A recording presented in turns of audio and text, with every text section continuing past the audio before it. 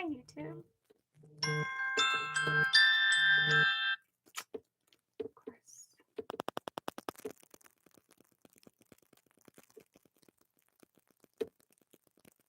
Back into the loop.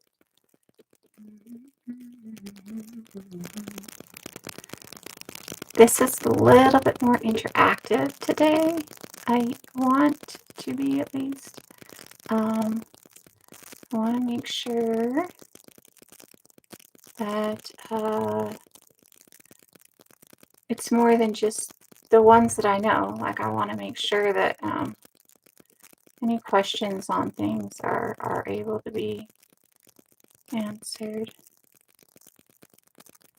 when it comes to like creation stories and such. Because I think that there's a lot of creation stories out there that I have not heard yet. And I know I've heard a vast amount, but I also know that I haven't heard them all, and so I would like to know. No. So I'm going to talk about some of the creation stories that I know of, and how science confirms them.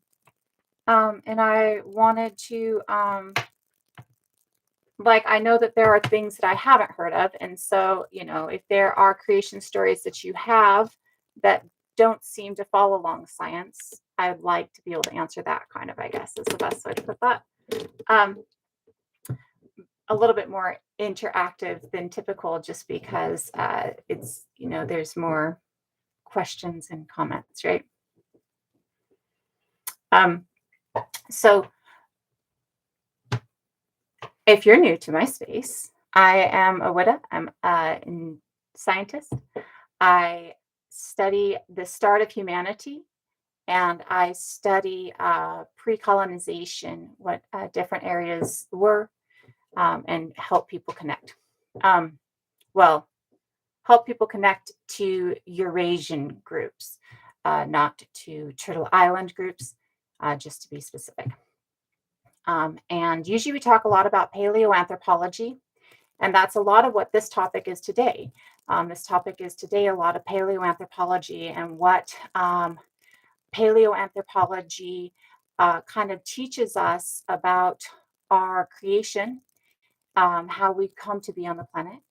And also when we look at paleoanthropology with the newer discoveries, when we look at the new science in archaeology and the early archaeology anthropology, we're seeing that a lot of the different stories that people have around the globe really come to truth, really have a scientific backing when you look at the science of it as the science comes out. And so that's a lot of what I want to talk about today. Again, I don't know all. I do know a few from, very diverse areas. And I do, having grown up and talked to and being a part of very many different communities, I've learned a lot of different creation stories. And being an archaeologist and an anthropologist with a focus on paleoanthropology, I can absolutely see where the creation stories have truth to them, have a reality to them. One of the things that keeps being debated in different forums is whether or not out of Africa, as in we all start as a species within Africa, has been debunked, and what the multi-regional theory is. And both of these are things that really tie into the way so many people's creation stories play out. So to me, we can see that first we can see that when people talk about the out of Africa theory being debunked, what they're talking about is the early archaeology, anthropology, very racist, very grave robber, very created the theory of eugenics, problematic group of people. Oh, absolutely. I can answer that question. Why is it a theory? A theory is something that is based in scientific fact currently, but is constantly being retested, and therefore it might change when the testing changes. So for science, and what science is I observe something in nature. I have a thought or hypothesis of what that observation might mean. I predict what that observation might mean, and then I test that. And when I test it and the testing proves false or does not hold up, then it goes back to the hypothesis and I rethink it and I recycle it till I get to the testing phase. When I test it and the testing proves true, it becomes what we call a theory. So it is something that's currently proven true. Now, as you see the testing retake and retake and retake, you see that that testing will either continue to prove true, or maybe with new tools, or maybe with new things happening around you, or maybe with mistakes, it will start to prove false. And by mistakes, I mean if your test is every time I flint knap this stone, I get a spear point if I flint knap it in this way.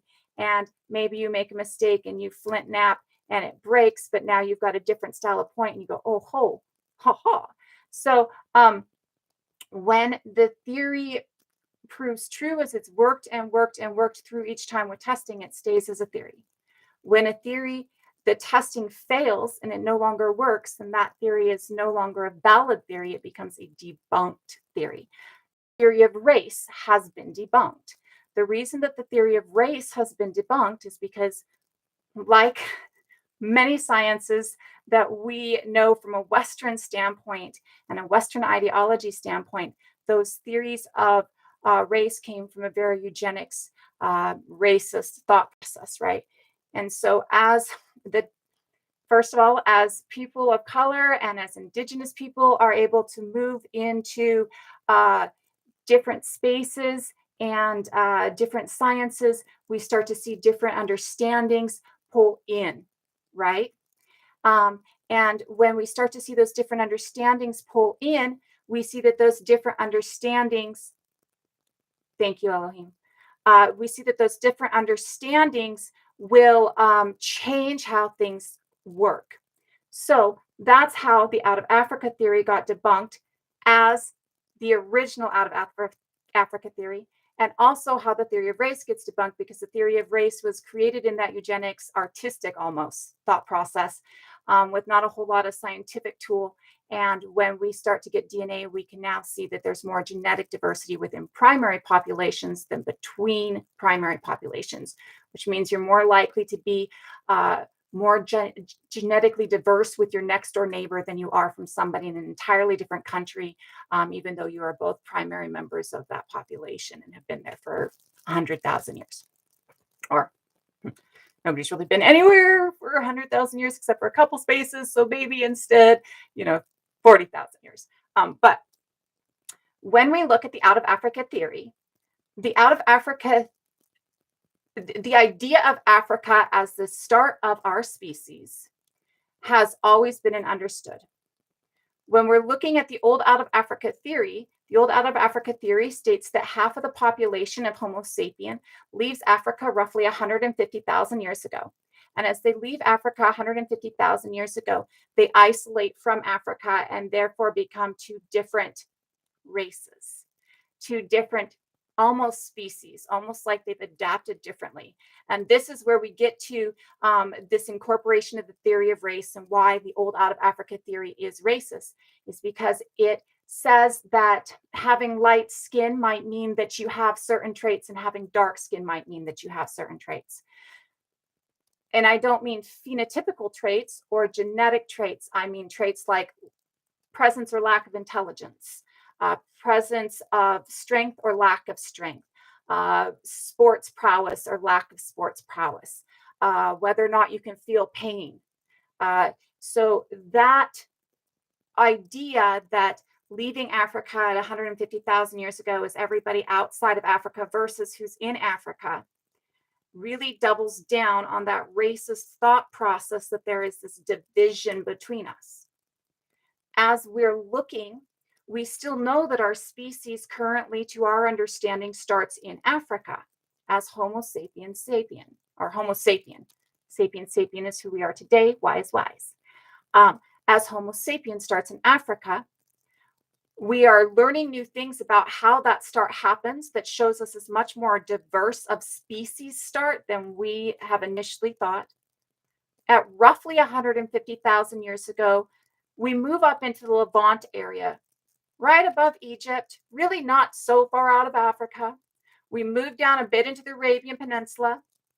There are times in this time that there is a lot less water in the area, so there's lower shorelines. So some spaces are actually more connected than you would think.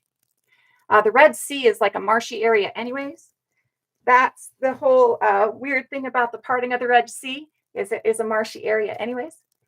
So in this time, as we are moving into the Levant area, there is not a movement up and over that subsists.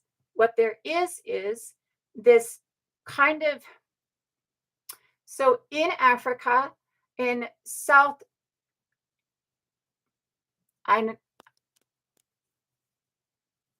my internet went janky, so hold on a second.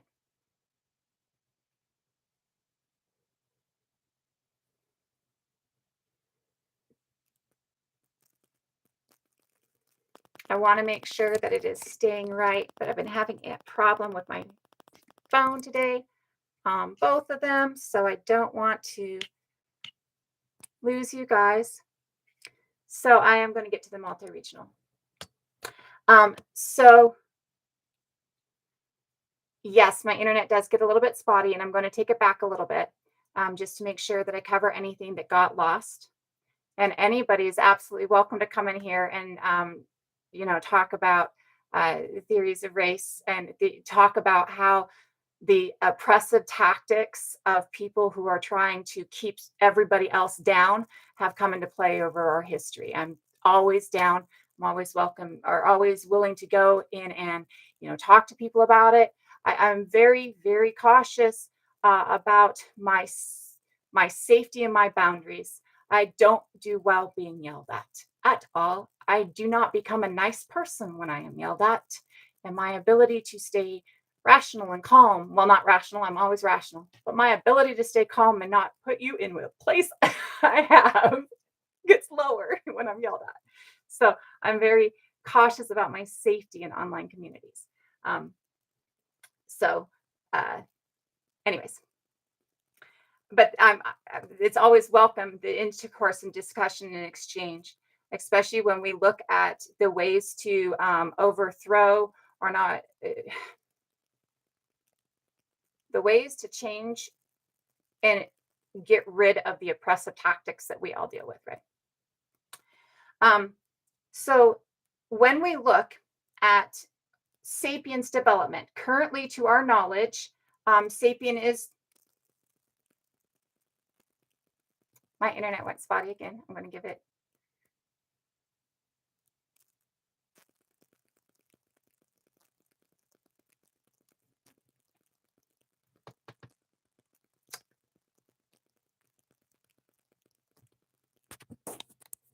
So I'm going to switch up where we're at really quick. I tried to move this into the office and it didn't work. And so I thought I'd get them out here to move it into the office, but, or the internet, I tried to move the internet into the office and it didn't work. So let me move you guys out into the living room so that the internet stops spotting out on us, just so that I don't lose things. I like the idea that race is a colonial construct rather than a social construct, because we really see it start with the start of the colonization of the Turtle Islands. When they can use it, and they start with it with their Bible, right? They start with it with the Bible and that mark that they call it in the initial, right? And for me, I like to identify it as something that doesn't really come into play until we start to see their need to oppress based on color instead of their ability to oppress based on their idea of sin or their ability to oppress based on their idea of different things like different nations gets weakened, right? And I'm going to have to bring that. So I'm going to have to put you guys in the living room for a second and then leave you. I apologize for that. But we have no ability for the internet to stay on the way it seems. Sure.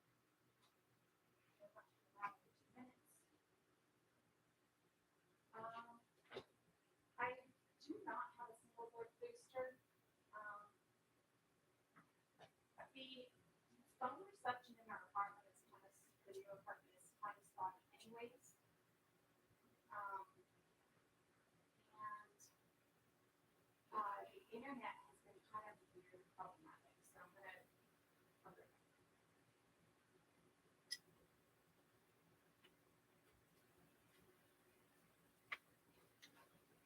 do you want to go sit on the couch with me, buddy?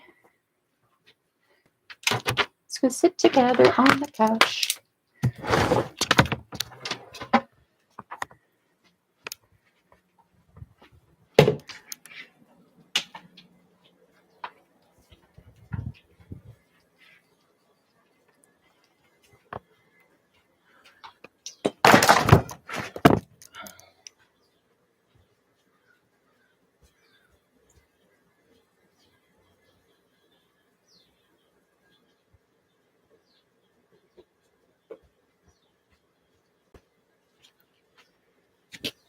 Honestly, this will make my dog happier anyways. Thank you guys. Well, and I'm in the middle of Portland. I do that all the time. I am in the middle of a big city, and in the middle of my big city, I seem to always, I think sometimes, listen, I don't do well with electrical things. I'm pretty much I'm bad with tech of all kinds just because, right?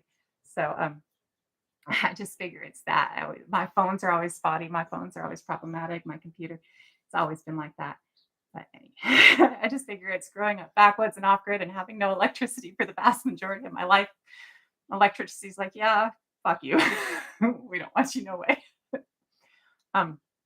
This hopefully will stop it from being as spotty. And let me get back to where I was at. We were talking about how currently we're seeing that Homo sapien really develops in Africa. And that development of Homo sapien within Africa, roughly 150,000 years ago, which right now we currently understand is pretty much the start of our species as a whole. So current understanding states that roughly 300,000 years ago, we start developing, and that it's several different tribes. Let me use this right. Several different species that live in different bands and different groups that are intermixing, and that intermixing creates Homo sapiens out of mixes like Homo antecessor and Homo heidelbergensis and erectus and different groups of people. There's actually some thought that there's that shared ancestry with the Neanderthals. There's also very early evidence of mix for the Neanderthals and for us. But we do not have a descendancy from the Neanderthals. Think of us more like cousins. So that early mix doesn't coalesce into our species until like 135 to 125,000 years ago. All of the sapiens that we see outside of the main continent of Africa right now, and I mean that outside into the Levant, outside into Saudi Arabia, there is some evidence of, I think there's one sapien find that is like half sapien, half like it's like this. They're not exactly sure, like it shows features of a couple of different species in Greece. And it would be one that's pretty mixed up. And so it's probably one that comes from down lower in. So when we see that sapien leaves Africa 150,000 years ago, they haven't even really coalesced into a singular group of sapien yet. There's several different groups of sapiens starting. When they have finally coalesced, they're still only going up into the Levant area and onto up into the Levant area and onto the peninsula. There's some very early meetings with Neanderthal that we can rate at least 150,000 years ago. Again, this is before we're starting to coalesce.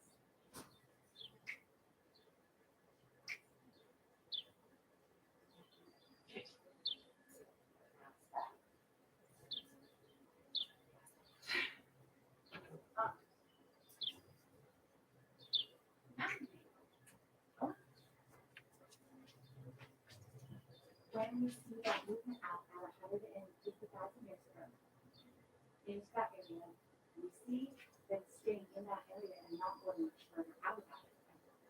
They stay in that area and they move Neanderthal and they go back into Africa and they come back up and they go back into Africa. None of these are ancestors that we have. They're not our direct ancestors.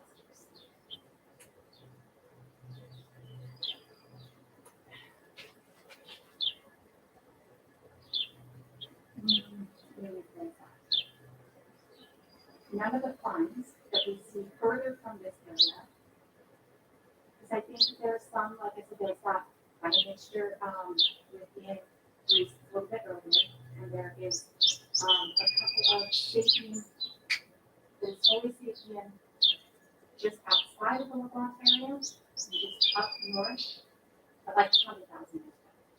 So these are not our ancestors. These are but maybe our ancestors' cousins, right? Like genetically,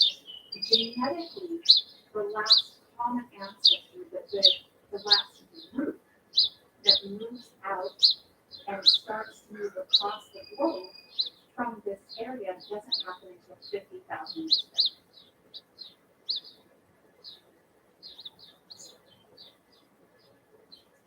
And when we see that why do you guys get back here when you just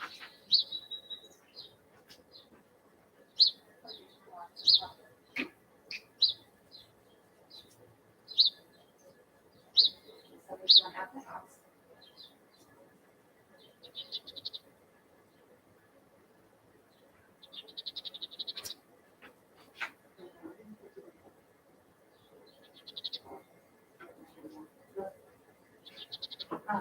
When we see that movement out as the last common ancestor, we recognize that we actually see Australians, indigenous Australians, making it to Australia by 70,000 years ago. And that their last common, and I don't like using last common, their last grandparent in common with us is going to be a little bit further back than that 50,000 years. But the last grandparent in common with everybody else outside of Africa is roughly 50,000 years. Now, at this time, we still don't stop doing the backward migration and the forward migration. And at the time, we also are still meeting with other species. Sometimes for the first time, other species of human. And eating other regular, other species all the time, but other species of humans. And so we see a person with that talent in the Levant area mixing with Neanderthal and picking up that Neanderthal DNA, that Neanderthal DNA is going backwards into Africa as well. And we're taking it and migrating back into Africa, that we have this backwards and forwards movement. So when people are talking about how Africa is being bumped, what we're talking about is that 150,000 years ago, all Homo sapiens left. Thank you. It's also annoying stuff.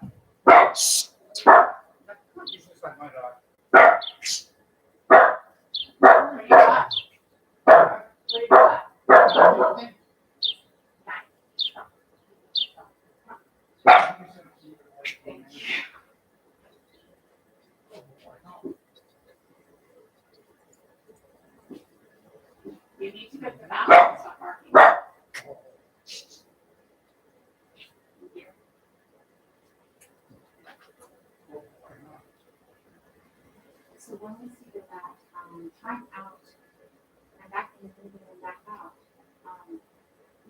happens in that 150,000 years, that is between the actual leaving the actual final grandparent group. We need to stop going out. We see that there's still, some of that backwards and forward migration, but in that entire 100,000 years, it's backwards and forwards migration. That is Grant. That is my little Dawson. He has a voice that is louder than. Anyways, so in that forwards and backwards movement, in that 100,000 years, we see that there is continued. You would stop. You can stop. Stop.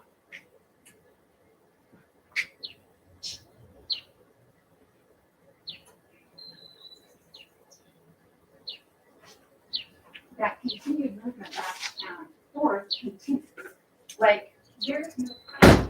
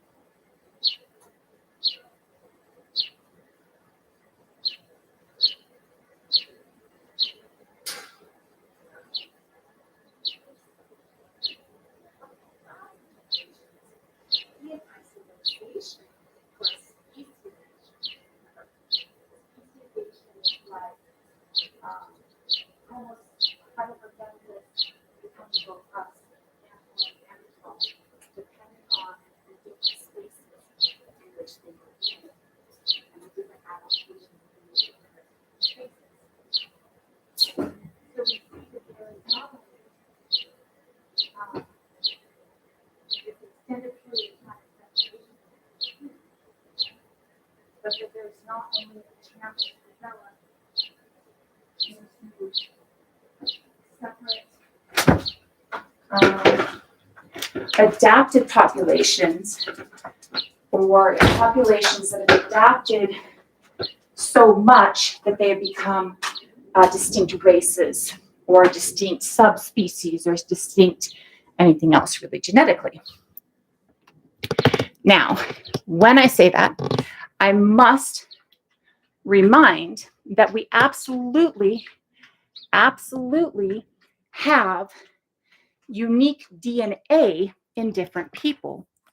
We have unique species that we see that our species mixed with in different spaces. This is that admixture from other species.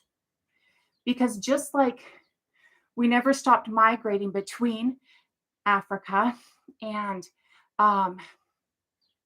the Levant area and then up into Eurasia, just like that migration pattern never stops. What also never stops is our intermixing and adapting in and bringing in the other species that we see. People like to think that we must have been in some way responsible for the demise of the Neanderthals. We have been here as of last couple of years. The articles spread all over the news were last year, so the finds are probably a little bit older than that. Here for 300,000 years. By the time we got here 300,000 years ago, Neanderthal had already been here for 300,000 years. So we did not cause Neanderthal's demise. Neanderthal was already very narrow genetically, so they were already very interbred. When we come across Neanderthal, they're already small groups. So we envelop Neanderthal within us because this is what we do as a species. The word tribe means a group of genetic lineage. Maybe you have uh, a matriarch 10 generations ago, and her 10 daughters uh, end up leaving their space with their husbands, and they become 10 different families within a band, or not a band, within a community. And they get husbands from other communities to keep their genetics diverse, uh, and their lineage is all traced through that relationship to that great, great, great, great, great matriarch grandmother, right? That is what a tribe is. A band is a group that has several different lineages, genetics grouped together into one band, one community. So we see that with early hominins and early early humans, that there is a heavy presence of many different species in a singular encampment. We see with Denisova Cave that it actually has Neanderthal, Denisova, and Homo sapien. So we see that it has, three different species that end up living together. We see this all the time in Africa. Um, our usage of tools likely comes from Paranthropus boisei actually would live in groups with us, with Erectus and Habilis. So um, yes, absolutely. We also have a ghost species piece. So when we see bands, what we're seeing is different species all living in the same group. So our current understanding tells us that this is how we even came to be in Africa, because it is the fact that all of these, I like to think of it as vast nations, or a nation with many different bands within it. So if you consider all of the presence of Homo species in South Africa to be a nation, and then think that ancestor and Boisei, not Boisei, that's Paranthropus, sorry. So ancestor and Habilis and Ergaster and Erectus are all living together in these bands, and Heidelbergensis and Rudolfensis, and are all living together in these different bands, and that it is the mix of them that starts to create Homo sapien. That's what we're seeing. So this is being a group, a community of many different not individuals, but many different diverse types, is really encoded in our creation, like how we start, right? There's other groups when we start, there's always been other people. And this is one of those things where science confirms a creation story, because almost every creation story I personally have heard talks about there being other groups on the planet. Even when we look at the biblical creation story, the children of Adam and Eve marry other people. They don't marry each other. So every creation story that we see around the globe that I have seen has other groups of humans when their group of humans comes into being. And this very much follows the science. So the out of Africa theory being debunked again is that 150,000 years ago, we left Africa and we've separated, and we've been separate the whole time. And so we developed with different capabilities. It has not been debunked currently that we did not start as a species in Africa. And to my knowledge, currently it is still. Okay, so I think that there is, the oldest is 300,000 years ago, and I think that that one is actually in, oh, fuck. I think it's North Africa, and I think I'm conflating the two spaces because my geography is absolute crap. Not South Africa, North Africa, but I was talking about the ancient one in Greece that's that mix. But I think that's a space in North Africa. I have to get to my bookmarks to take a look because I was looking at it last night. But currently our knowledge, to my understanding, is all within Africa. And so when we look at that origin of sapien within Africa, we see that sapien quite early on starts moving out, starts becoming friends and lovers with everybody they come across. They go back and they stay kind of down low. And if you think about the period of time that most of us know has happened, like science that they teach us in school talks about the fact that there was that ice age that really doesn't start ending until roughly 50,000 years ago. And then, it's like 30,000 years ago, really, is when it clears the lower half of the island of Britain. And then roughly 8,000 years ago is when it clears Ireland. And like 8,000 years ago is when it clears the lower part of Scandinavia. And if you think of that as a band around the globe and that ice moving up, you see that making it out of and staying outside of, let me find, that's not it.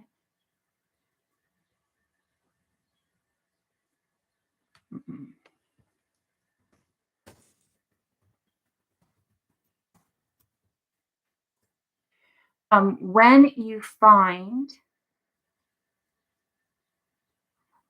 okay, Morocco, northern, right.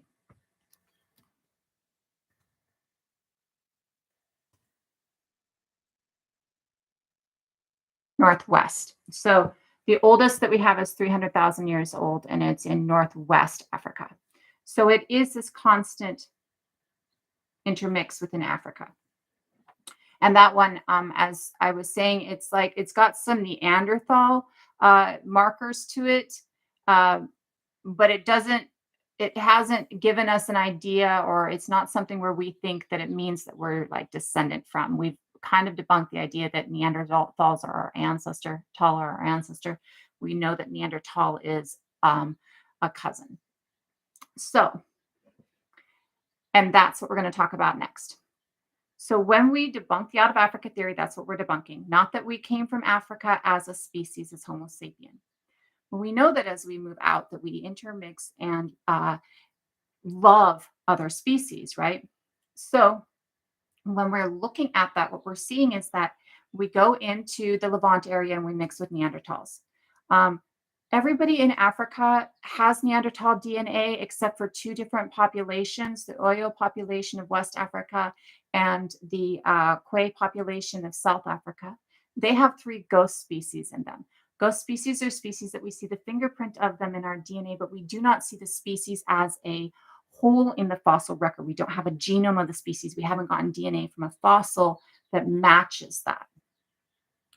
When we are moving out into the Levant and mixing with Neanderthals, and we have two caves in the Levant that are side by side where we lived 5-minute walk from the Neanderthals. Like the Neanderthals occupied one cave and we occupied another cave, or at least the vast presence is it's two different caves. So in this mixture here, we're taking it back in and we're moving up, or they're taking ours up. And we see that in the replacement of the Neanderthal Y DNA with Homo sapien Y DNA. Now, as we're moving up at that 50,000 years ago mark, when it starts to get more temperate and we can go up, first we're going east. And the reason that we're going east first is because if you look at the geography of that region, you've got the Caucasus Mountains, you've got the Mediterranean Sea, right? And here's the Caucasus Mountains. You have to go around the Caucasus Mountains and go this way to get to west. So you're going east because there's a strip of temperate land along the east. We have an new Homo sapien oldest find in East Africa, or not East Africa, East Asia. Africa's up on my screen is why. East Asia at 68,000 years ago that came across my feed last night. And so this we know isn't somebody who is genetically related, according to the DNA we have, to anybody else outside of Asia, outside of Africa. So it's not like a grandparent of us or a community that was a grandparent of us. It's an early group of sapien moving across that didn't continue their lineage. Leaving 50,000 years ago, we start to come in contact with other species. First, we come in contact with the Denisova, and we come in contact with Denisova in the Southeast Asian area. The only presence of Denisovan DNA that we see in people currently is in Southeast Asia, the islands of the South Pacific, Australia and the Australasian area, and Turtle Island. Now, they've done studies to map the presence of DNA of Denisovas in Turtle Island and take that and give a timeline of how long it took to get that DNA within Turtle Island indigenous people.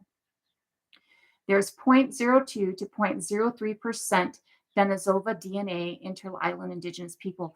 And by that, they think that we had to spend 10,000 years mixing with the Denisova.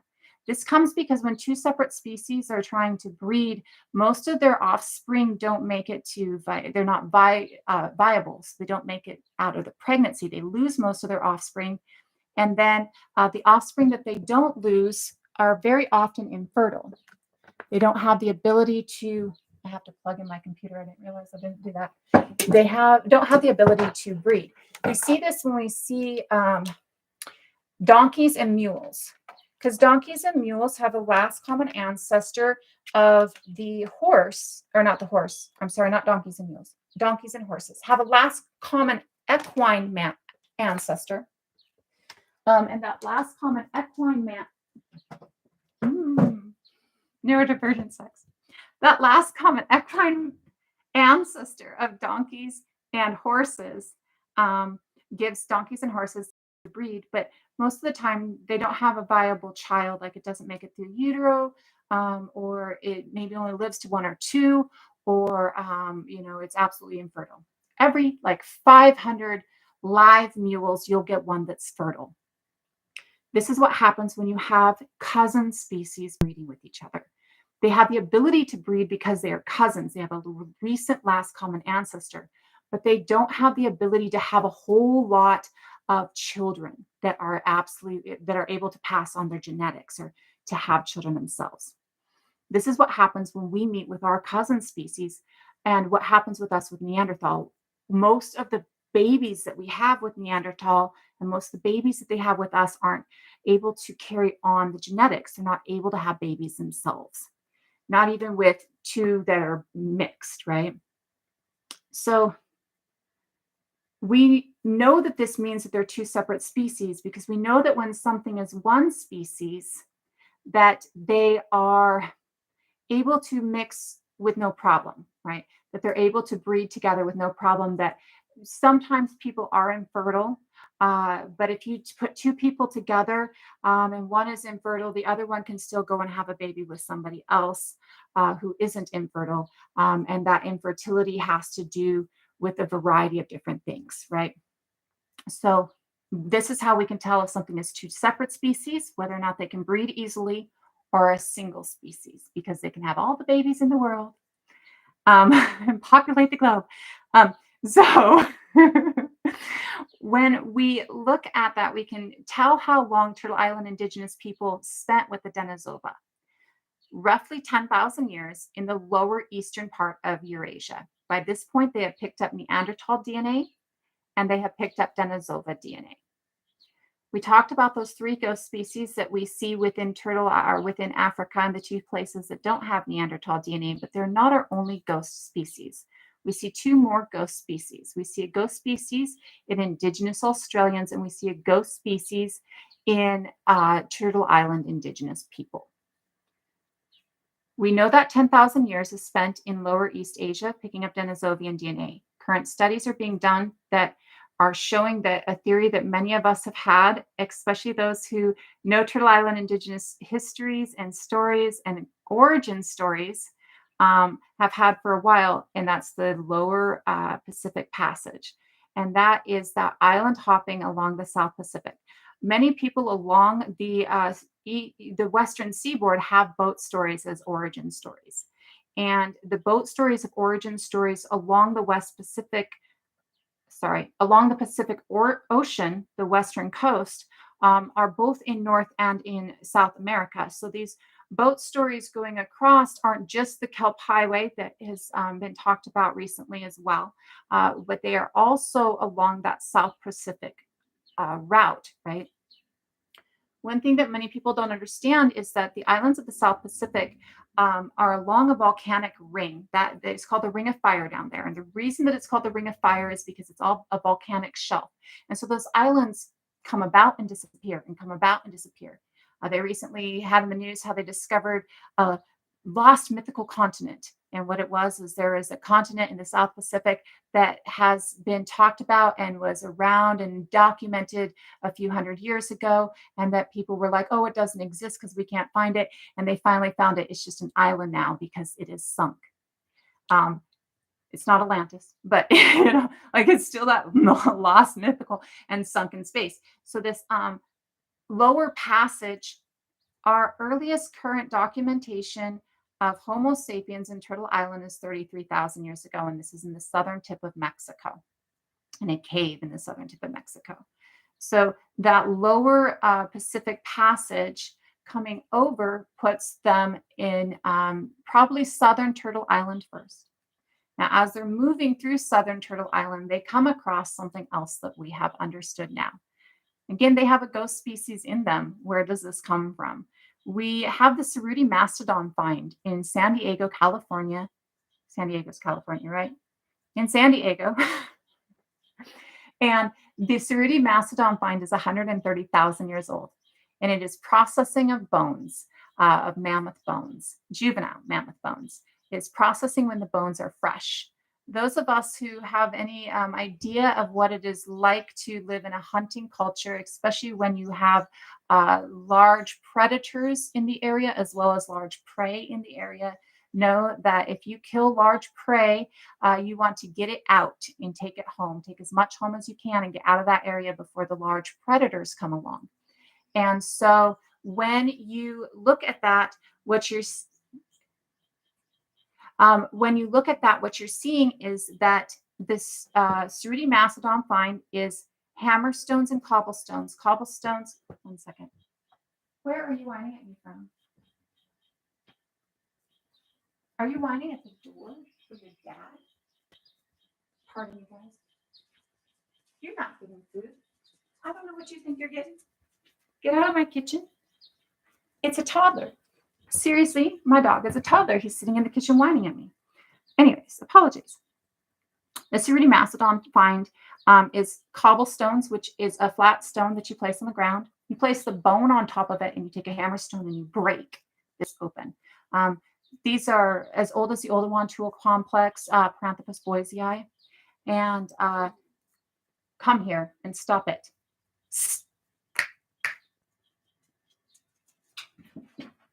Come here. And among those, yes. Okay. Wanted to double check just because I got distracted. So the hammerstone and cobblestones are in situ or among with the bones of the juvenile mastodon. And when you look at the juvenile mastodon bones, the breakage on the bones is consistent with breakage that happens to wet bone. Bone breaks differently when it's wet and dry. People want to say that this find is because a shovel or the backhoe hit the bone when they were excavating, because they were excavating for some construction site. But this is not what it is, because of the fact that the bone is broken when it's still wet. And the bone being broken when it's still wet means that there's spiral fracture within the bone, which is also a twist. You have to twist to get a spiral fracture. And there is the way it breaks is more, think of if you have a piece of toast and you've buttered it and it's wet. And so when you're tearing it apart, it kind of tears instead of breaks completely. You can break it, but you kind of have to break and tear. Even if you cut it, it's a little bit different. If you crush it, it's a little bit different.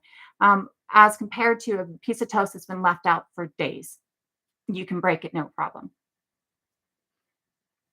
Oh, it's a toddler. I don't even know what he's whining about. He's gotten everything he wants. So when you look at that, we can see that the Cerruti mastodon find being 130,000 years ago means that there is a group of Homo species here. The Paranthropus boisei find means that maybe it was a boisei species, but I just kind of doubt it just because Paranthropus never is seen outside of Africa, whereas Erectus is seen everywhere across the globe. And everywhere across the globe that Erectus goes, Erectus species into species that become our cousins. Now, whether or not it's Erectus ergaster, which is kind of a subspecies of Erectus, or Erectus antecessor, which is another subspecies of Erectus, whether it's not it's one of the subspecies that makes it to the Turtle Islands or not, an Erectus group made it to the Turtle Islands. When we see the speciation of species in different spaces, we see that the speciation happens in different ways depending on the environment. If you have, we have something called island gigantism and island dwarfism. If you have an extremely small space with not a lot of predators and an extremely a small amount of food, you shrink. This is why we have the hobbit species Homo florensis in Flores in Indonesia. They were found alongside pygmy elephants. This is why we have Homo luzonensis in in Luzon Island in the Philippines. You need to stop it. I mean it. You go lay down. You're being rude. Go.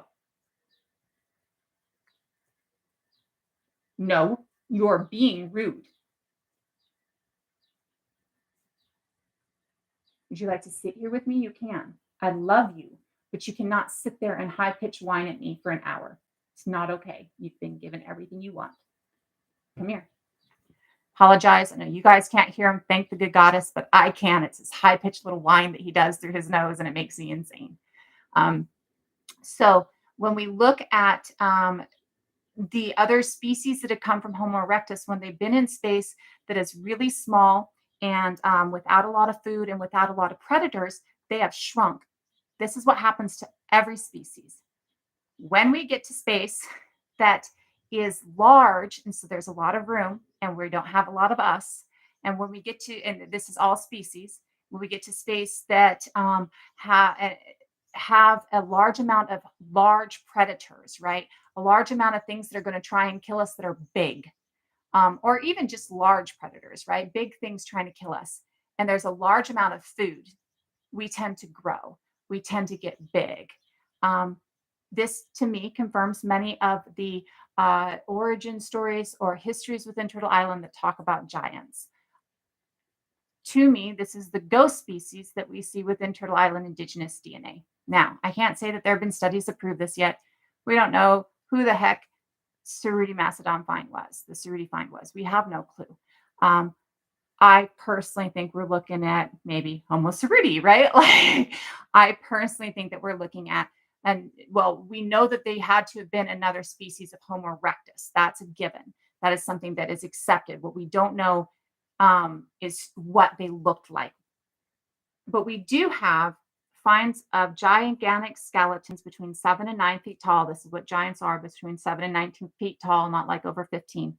Giant skeletons found across the globe. And this has been documented as far back as the Greeks. The Greeks actually documented finding one.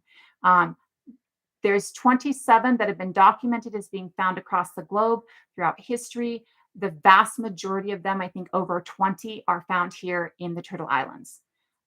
We do not have access to these skeletons anymore.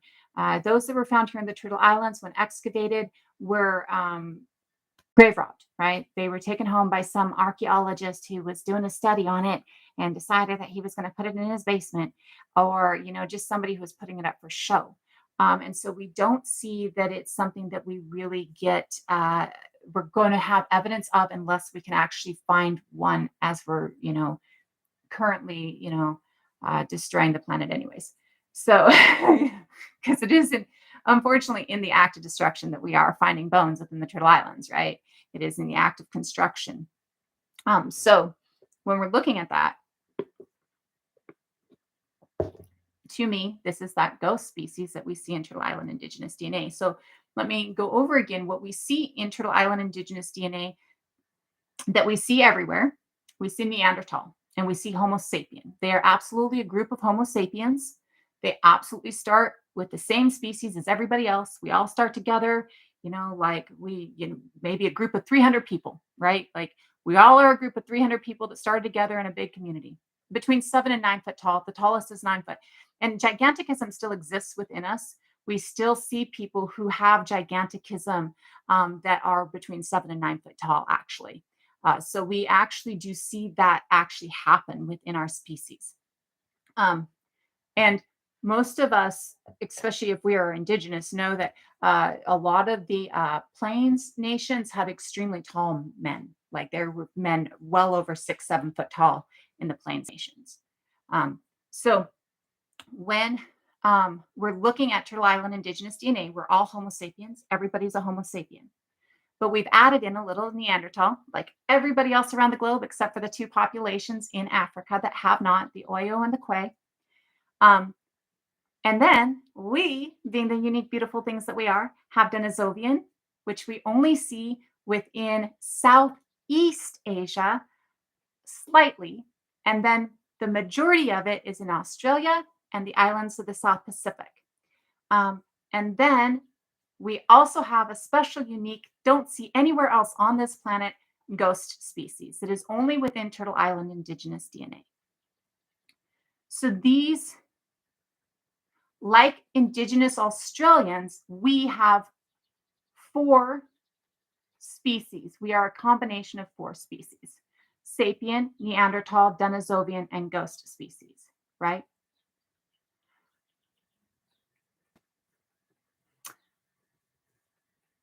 I can't, Peace. I'm so sorry. BGP might be able to. Remember, we were talking the other day about how moms out differently and there isn't recessive, and BGP might be able to. I can't. um, but so this absolute, I know. Well, and I'll tell you, I would have rather been short. I'm like, I was 5'10", I've shrunk, but I was 5'10". And let me tell you, as a teenager at 5'10", having every male being a foot shorter than me was not fun. Not fun.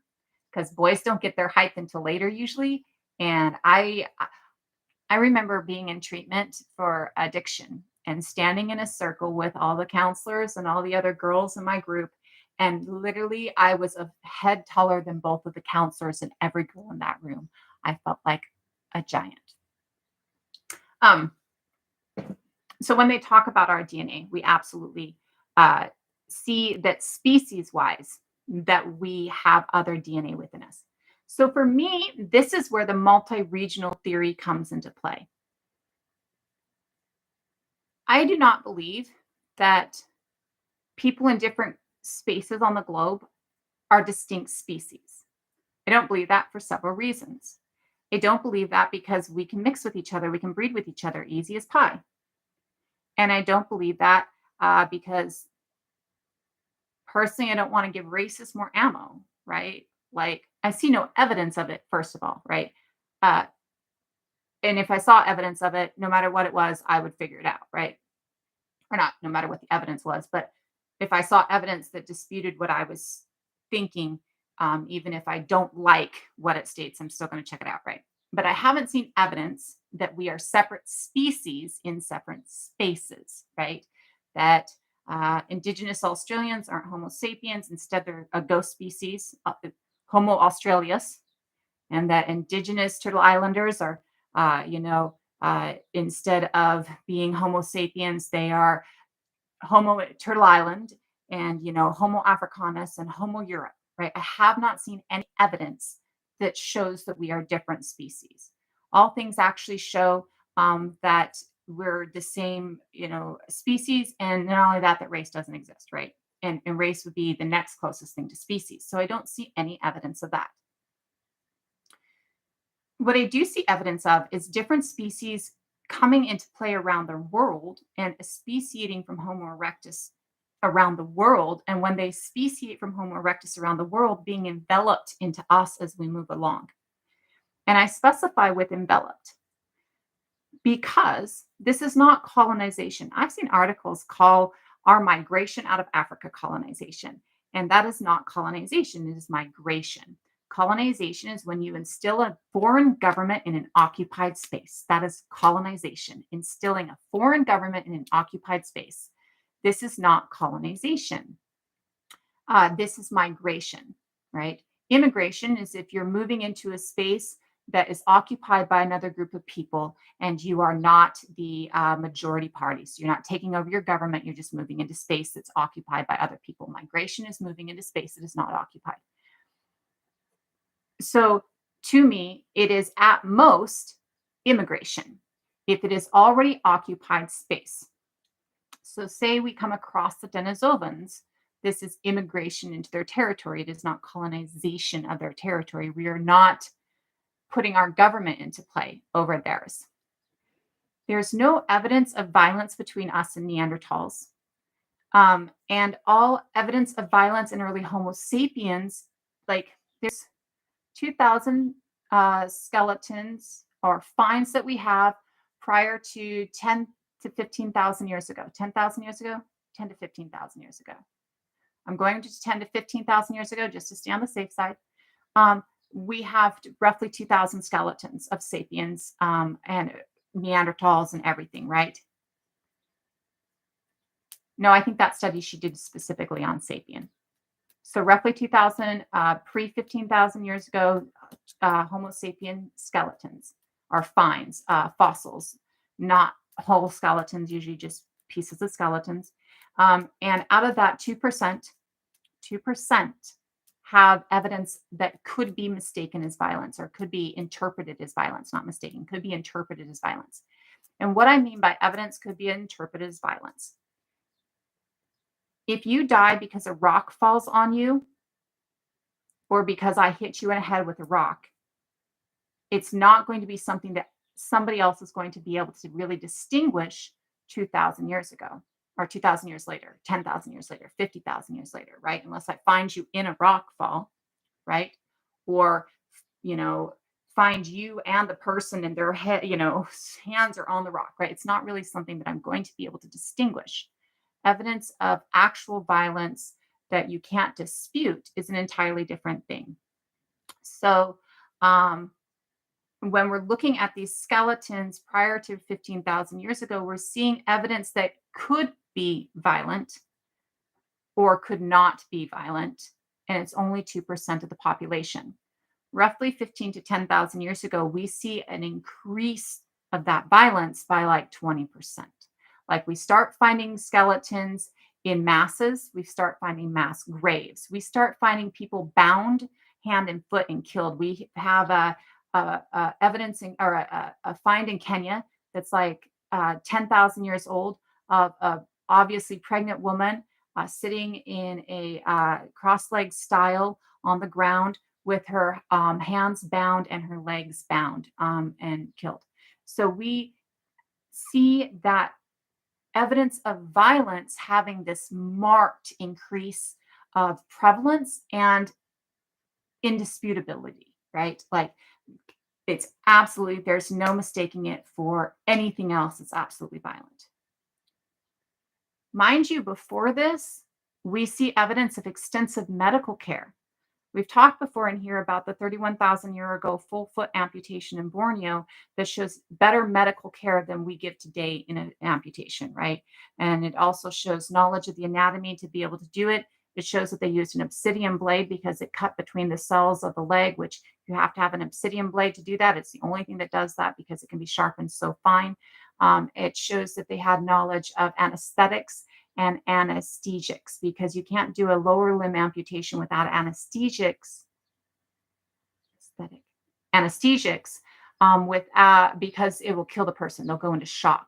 Part of it is realizing that they're going to not be able to walk again, right? That they're going to have to figure out a new way of walking and having their entire life changed. And part of it is the immense pain. And so we know, like during the Civil War, that those who survived amputation survived because they either passed out or because they were given morphine. And we have herbs in the area that the Borneo find that are anesthetic herbs and anesthesic herbs. Anesthetic herbs being herbs that are going to prevent antiseptic, not anesthetic. Anesthetic and anesthesic are the same thing. I knew I was getting something wrong in that. Antiseptic herbs and anesthetic herbs are, the ability to stop the pain. So that's 31,000 years ago. That's before evidence of the rise of violence, right? So we see that the evidence of the rise of violence really starts roughly 15,000. And I want to say it's 10,000 years ago, but I think that her article that I read pushed it back further than that by a couple of thousand years, and I can't remember what it was. I know that I see the start of Western civilization at 10,000 years ago, really starting that uptick as well. So, um, what we see before that is when we're moving across the globe and we're meeting up with these other people, we're in, we're not being violent towards them. There's not evidence. Like, the one thing that people have talked about is the book Sapiens supposedly gives evidence of sapien violence against Neanderthal. Um, I saw the documentary on the book, and in the documentary on the book, they showed a picture of the evidence, and the evidence is a forearm with what they are calling a an arrow point damage to the forearm.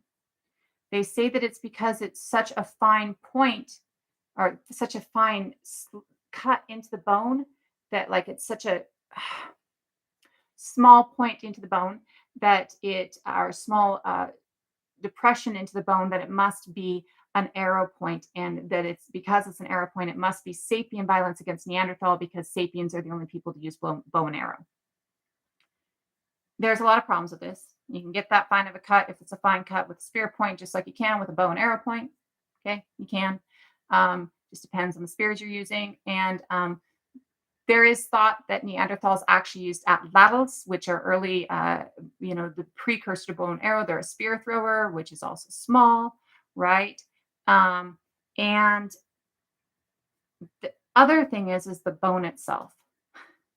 So the bone itself shows a shallow depression of remodeled bone that's wider than my thumb, like that's like that wide. It's a shallow depression of remodeled bone. That's not evidence of an arrow point at all. I mean, that might be like evidence that somebody got hit with a stick. Like that might be evidence that you got hit in the arm with a like a. But to me, it's more like it's evidence of a cat tooth, right, or a tusk, right. It's not evidence of a, and that's the other one. We have at 30,000 years ago, 20 or 30,000 years ago, we have a spear point in somebody's thigh. We can't tell if this spear point in somebody's thigh is a hunting accident, is a flint napping accident, or is I got pissed at you, right? We can't tell how that spear point gets there. So we can't tell that that's definite violence. We can tell that the woman in Kenya is definite violence because she's tied up and killed execution style with a blow to the back of the head. This is an obvious act of violence. We can't tell whether or not somebody was hunting in the spear point, 30,000 years ago, and somebody went to, or stab, and it hit their partner instead of them, right? Or instead of the animal. We can't tell those things. So we don't see any evidence of violence between us and the Neanderthals that is actual evidence of violence on an archaeological, like the archaeologists that I personally have worked with and have seen. We see no evidence of violence with us with the Denisova. The ghost species, we haven't even found those species to know whether or not we were interacting violently with them. We see no evidence of violence between us and Homo florensis. In fact, indigenous stories on Flores Island talk about Homo florensis. They talk about a small species that still lives in that area. There's a PhD of archaeology who has focused on Homo florensis and has been down there for the last 30 years that is currently investigating not 30 years. No, maybe he has been down there that long and he actually was participant in the finding. I can't remember off the top of my head, but I do know that PhD is down there researching whether or not Florensis is still alive, the hobbit species. We see no evidence of violence between us and Luzonensis. Longi is the other one we know of, and Longi, we only have a skull cap. We're not yet sure whether or not Longi and Denisova are the same species because of the fact that Denisova, we don't have a skull cap. So because we see no evidence in any of the species that we do see of violence between species, there would be no reason to believe that there would be violence between us and the other species that we see in our DNA. So if we see 4 species in Turtle Island indigenous DNA, what we are seeing is as Turtle Island indigenous people or our ancestors are moving through lower Western Eurasia, we're seeing that, not sorry, lower Eastern Eurasia, so the southeast of Eurasia. As our ancestors are moving through that area, they're picking up the DNA of the Denisovians. They're picking up, they probably already got the Neanderthal DNA, picking up the Denisovian DNA. And as they're moving across these islands of the South Pacific and come into Turtle Island, they pick up the DNA from the Homo species that is here. I should say 3 species instead of 4, and I'm saying 4 because I'm talking about, sapien as well, and I'm going to stick with 3 from now on so that I can distinguish for everybody so it doesn't become confused. So these 3 original species, or 3 species that we see within Turtle Island indigenous DNA, really gives, first of all, the knowledge that we're spending that time in lower East Eurasia before we move across the islands and picking up DNA of people that likely stayed there. And then, of course, getting to the Turtle Islands having that unique DNA. It also is why they're looking into the southern boat route, because this tells us that it's not northern Eurasia that the original people here in the Turtle Islands come to.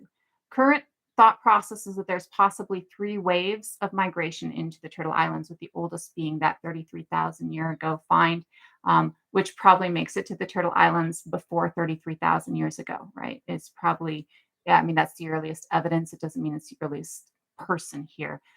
If we're 10,000 years in Southeast Eurasia, we probably get here by 35 to 40,000 years ago. So all of these species outside of Eurasia, or outside of Africa, that have come from Homo erectus, we know come in smaller packages of species. There's not a whole lot of them, right? We know with the Neanderthals that they are so inbred that we know that there's not a lot of them by the tail end of them. We think that there was probably more in the beginning, that there's a couple of extinction events that they went through and almost died off and were able to build back up as a species. But by the time they really come into contact with us, they're a very small species. We believe the same thing when we look at Denisovan DNA. Current evidence is maybe suggesting Denisovan and Neanderthals are kind of like twins, siblings, maybe, very, very close. And the way that we would see with the ghost species here is it's not likely to have been a very large species because it's not likely to have had a lot of genetic diversity. So you need a lot of genetic diversity to kind of grow, to kind of get bigger. When you don't have a lot of genes, you kind of shrink down, right? This is why Neanderthal starts shrinking. And we see as Homo erectus makes it out that they don't make it out with a lot of genetic diversity, which makes sense. So if you only have Heidelbergensis and antecessor moving into Europe, and then maybe you have antecessor moving into Asia, and then maybe you have Ergaster moving into Australia, and then maybe you have, maybe it's Ergaster that comes over into Turtle Island as well, right? We don't see, we can't trace a similarity between those two things, but we'll go with Ergaster just because of the fact that we believe that Ergaster is where Florensis comes from, and that Ergaster was definitely crossing water. So maybe Ergaster comes into the Turtle Islands as well, right? So when we see that Ergaster, if it is Ergaster in both spaces, Australia and Turtle Island, Ergaster speciating in Australia is going to speciate one way, and Ergaster speciating in Turtle Island is going to speciate in another way, but they are both going to speciate smaller groups because there's less genetic diversity in their start. So one of the things that they think that Erectus was so able to be greatly diverse and spread across the planet with is they believe that Erectus comes from a couple of different species as well. And they believe that we come from a couple of different species. It's having that couple of different species in that creation point that, or subspecies of Erectus, in that creation point that gives us so many different genes, so many different ways to adapt, right? So if it's only one species that you're speciating from or adapting from, you're going to have less of that genetic diversity, and therefore you're going to be a smaller species, which would also encourage gigantism or dwarfism. So with that, These species originating in these spaces become the original species of these spaces. They're multi-regional. Yes, go ahead.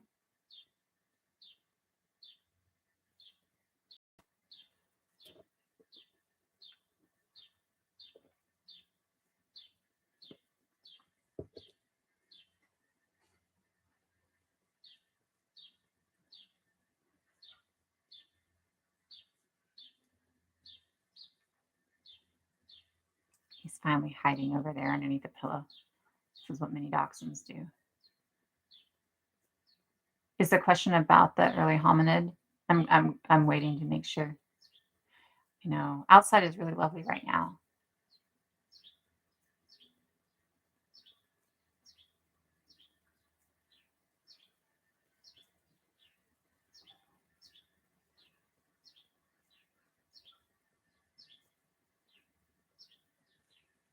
Is it more likely to, so I do believe that we start as Homo sapiens in Africa, right? Um, I do believe that it has to be like descendants of Erectus that we see in every space that we get that species within us, because we know that unless you have a common ancestor that's recent, you can't breed, even in the way that Neanderthals and us or horses and donkeys breed.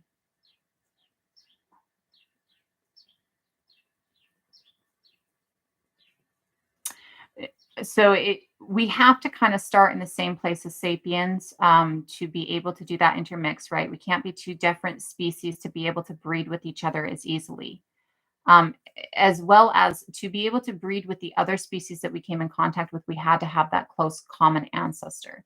So you have to have a recent common ancestor. I think it can be like a couple of generations back, but not too far back. Like we couldn't go today and breed with chimpanzees, even though we have a common ancestor, right? So yes, so it is a common early hominid.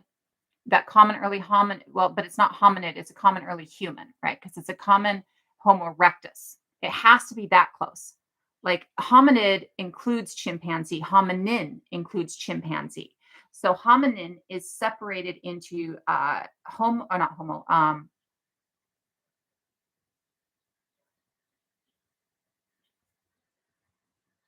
yes, it is. Of the current species of hominin on the planet, the only two current uh, categories under hominin are Homo and Pan. And then we get Pansy, chimpanzee, and the bonobos, right? And so these are the only two current categories to my remembrance under hominin. Hominid includes the great apes. So, but as you start going back ancestors, um, as we start going back ancestors, the further back we get in the shared grandparent, the shared common ancestor, the less likely we are to be able to mix. So that common ancestor has to be close. Like we know that we've had that find of Graciopithecus freibergi that I've talked about before, which might be one of the missing links. This is not the correct. One of the missing links between let me see if I can find the taxonomy so I can make sure taxonomy chart, just so I can make sure that I am getting the correct. So our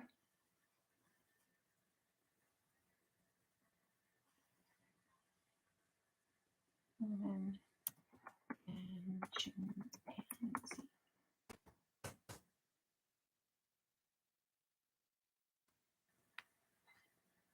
Okay, yeah. So right above us and Pan on the taxonomy chart is hominini. Um, Underneath homininity, so hominini is the tribe. The sub-tribe, no, that's not the right thing I want. Hold on, let me see where. Okay, so and these are the words that taxonomy used. So or that taxonomy uses. Some of them are a little bit problematic. So hominini is the tribe. that Homo and Pan both belong to. Homo and Pan are the only two genus underneath that tribe anymore. Homo becomes sapien and was these other Homo species, and Pan was what becomes Pan chimpanzee and bonobo.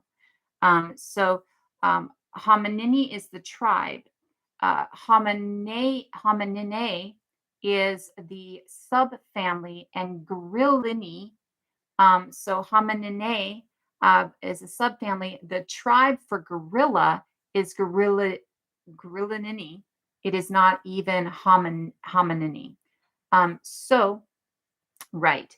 And so when we're looking at that, what we're looking at is that all of the Homo species, or all of the Homo genus, all the species underneath the Homo genus share a recent common ancestor. The oldest Homo species that we have is Homo habilis. Next, we have erectus. So what this shows is that, so the current understanding is that it is erectus that is the Homo species, the human, that makes it across the globe. And that when they make it across the globe, often in what we call subspecies of Homo erectus, which is Rudolfensis ancestor, ergaster, heidelbergensis. These are often considered subspecies of erectus. When those species make it across the globe, that's when they speciate in different areas across the globe.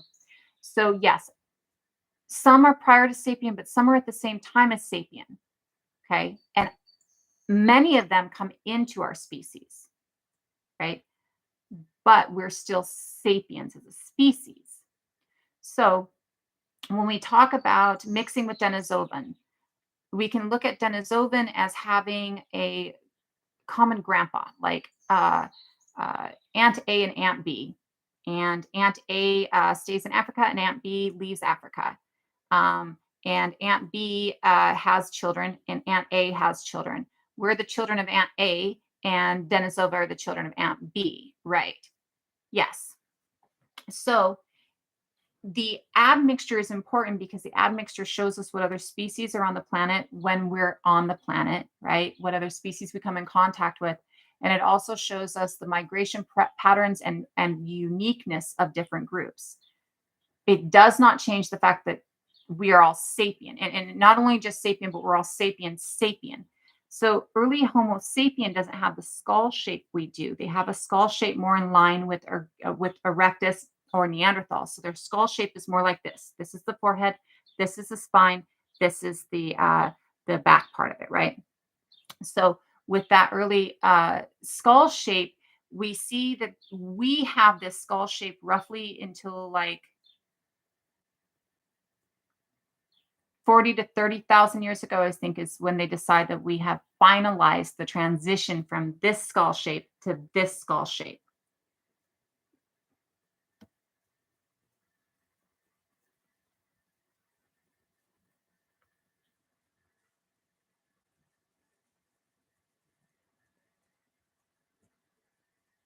Let me set that up so it doesn't look so weird up there.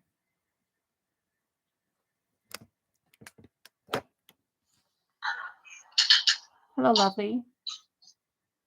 Thank you. Okay, so timeline, I just want to see if I've got this straight so that I'm able to argue it effectively. Absolutely. Okay, so a Homo sapien first emerged over in Africa.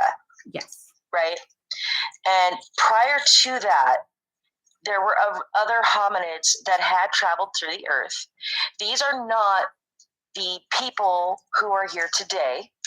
There was admixture, but we all have a common Homo sapien ancestor. Yes. Okay, perfect. And for timeline, yes, we mixed with them, but that's not, okay.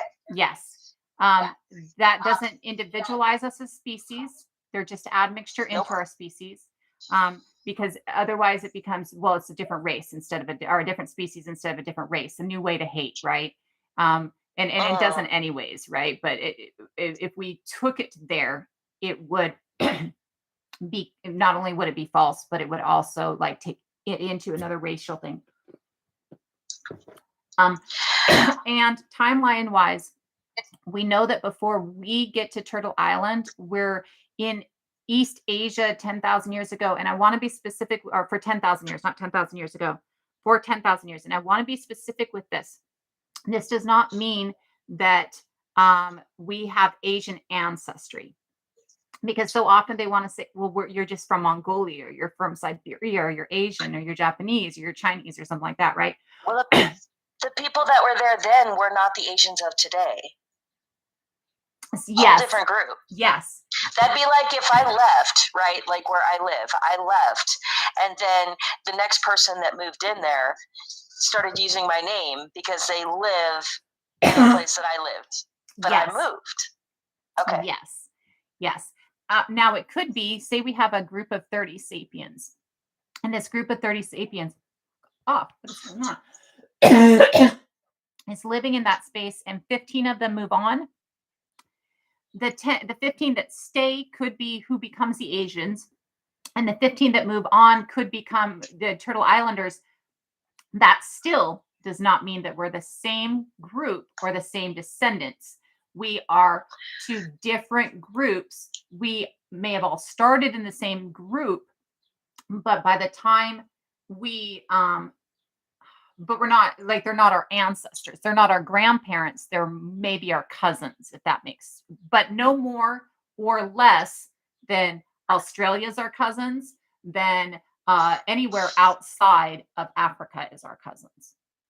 And there is no way that enough offspring would have been able to have been created to carry on genes if there wasn't a common Homo sapien ancestor. Yes.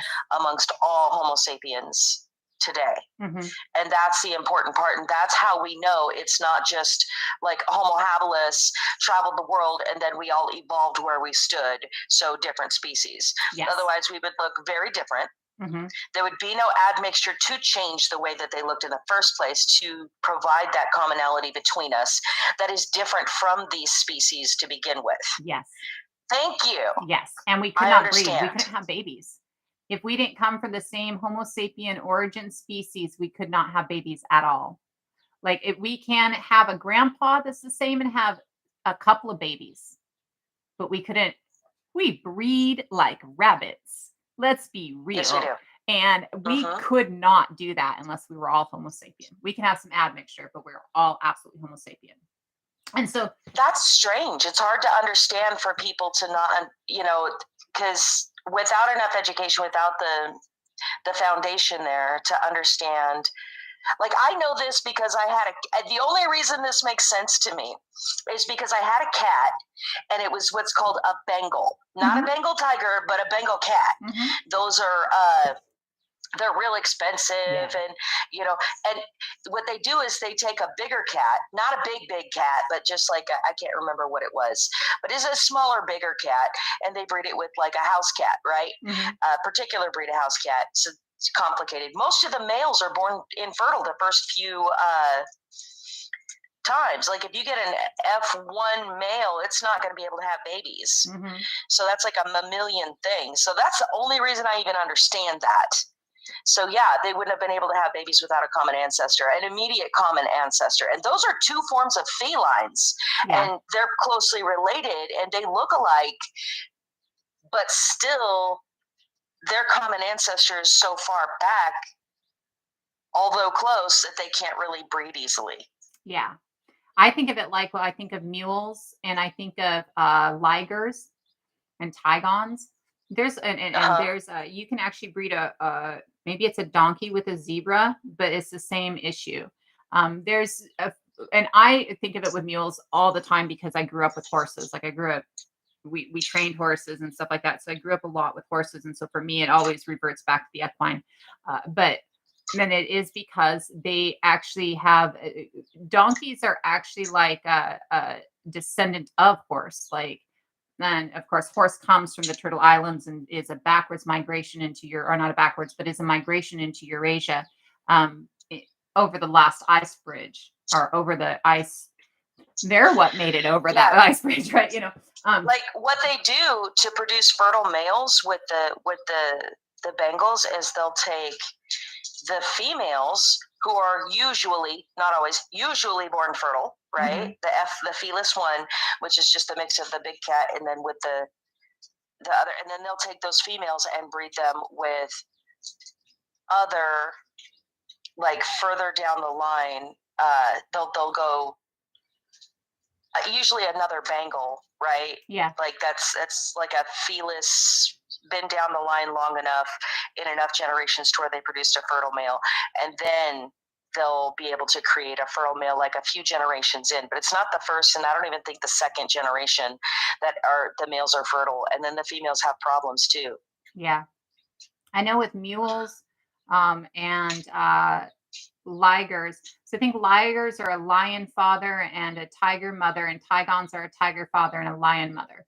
But with ligers and with mules, the only offspring that is ever fertile is female, and that offspring has to be bred back to the species of the father. So it has to go to like with mules, it's usually a male horse and or a male donkey and a female horse, and then the mule that is fertile has to be bred back to a donkey to continue to the next generation.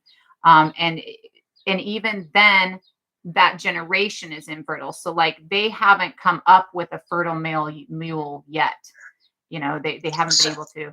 Um, with how complicated breeding is, just with other mammals, we can see how difficult early admixture must have been.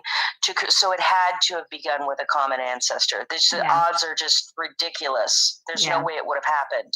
Well, and with the 0.02 to 0.03% Denisovan in Turtle Islanders, because of how difficult that is, that's why they think it was 10,000 years, because to get to that small tiny percent, it was 10,000 years of constant intermixture. It was 10,000 years of living together to get enough women to pass on that DNA to the sapiens coming through, right? So It would have taken, yeah. yeah. And Even that's why we know it's like 100,000 years with the Neanderthals in the minimum. And there's a small percentage, like we know with Turtle Island, or not with with Australians and Denisovans, and Australians and Papua New Guinea have the highest percentage of Denisovan, and it's like 5 in Papua New Guinea. In Australians, it's 6%, which is higher percentage than Neanderthal percentages in any population. And so we know that we know that Denisovans, the last die out that we know of Denisovans is like 13,000 years ago. So we know that indigenous Australians actually spent a lot of time with Denisovan, which would actually kind of indicate that Denisovan may have like been in Australia as well for a while, or carried that on as well, because we also know that indigenous Australians have been in Australia for 70,000 years. So so they were living side by side. We need to look at our stories from our elders and see if there are any stories of other hominids. Well, and most creation stories that I have heard of talk about other hominids, either where we come from or when we come to the space that we're in, right? So either so to me, a sky woman falling with the clutch of seeds in her hand.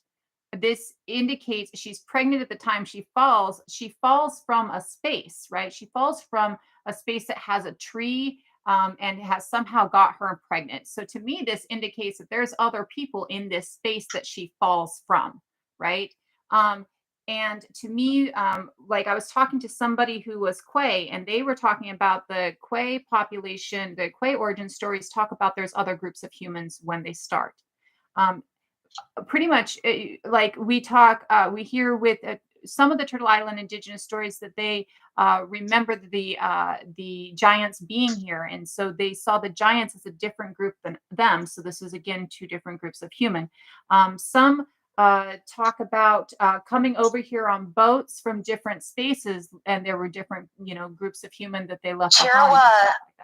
Tirawa Atias are also, there are different deities that regarding, we applied, the stars were deities in my creation story, mm-hmm. right? But Tirawa Atias was carrying us from one place to the other and did not release us in punishment until after we had killed a wolf where we stood.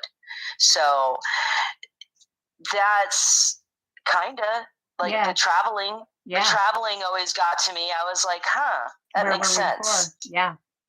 And that's why I believe like um all of them that I have heard so far have this shared experience of other groups being around. Many of them have a shared experience of movement, right? Coming from one Mhm. place to another. Um, those that are in Africa don't seem to have that, to my knowledge so far. But most of them outside seem to have some form of that. And all of so to me, like to me, falling from the sky or uh, I think there's a group, and I can't remember the exact details, and I can't remember the exact group, so I don't want to like go into any. But here in Turtle Island, that believes coming from the stars, and it's a little bit different. It's like but like almost falling from the stars. Um, so even in these that are talking about to me coming from outer space or the stars or the sky or things like that, to me, I can see that translating into either coming from a very high space down into, or coming from an extremely different kind of space, like maybe a frozen space down into another space. Like Well, just they didn't know what north and south, and they didn't see north as higher. They saw up in the trees as higher. yes. I mean, that would be. Well, and I don't think like being from the ice as higher, but I mean like so if you can think of like the glaciers oftentimes would form like huge cliffs at the edge of them, right? So maybe if you're this does not relate specifically to any story that I have personally heard, but so maybe if you are an Arctic people who are living on the glacier and part of you fall off the glacier and now you're down below. Maybe if you're a mountain people living in a high mountain and some of you leave that high mountain down below, maybe and there are spaces across the globe where we see like high platform space where we see evidence of habitation, and then there is peoples down below as well. So it's not necessarily like It's food for thought. yeah, At yeah, the very least, it's definitely food for thought. We can only pontificate, right? Like it's very interesting to me that there are similarities, yeah, right?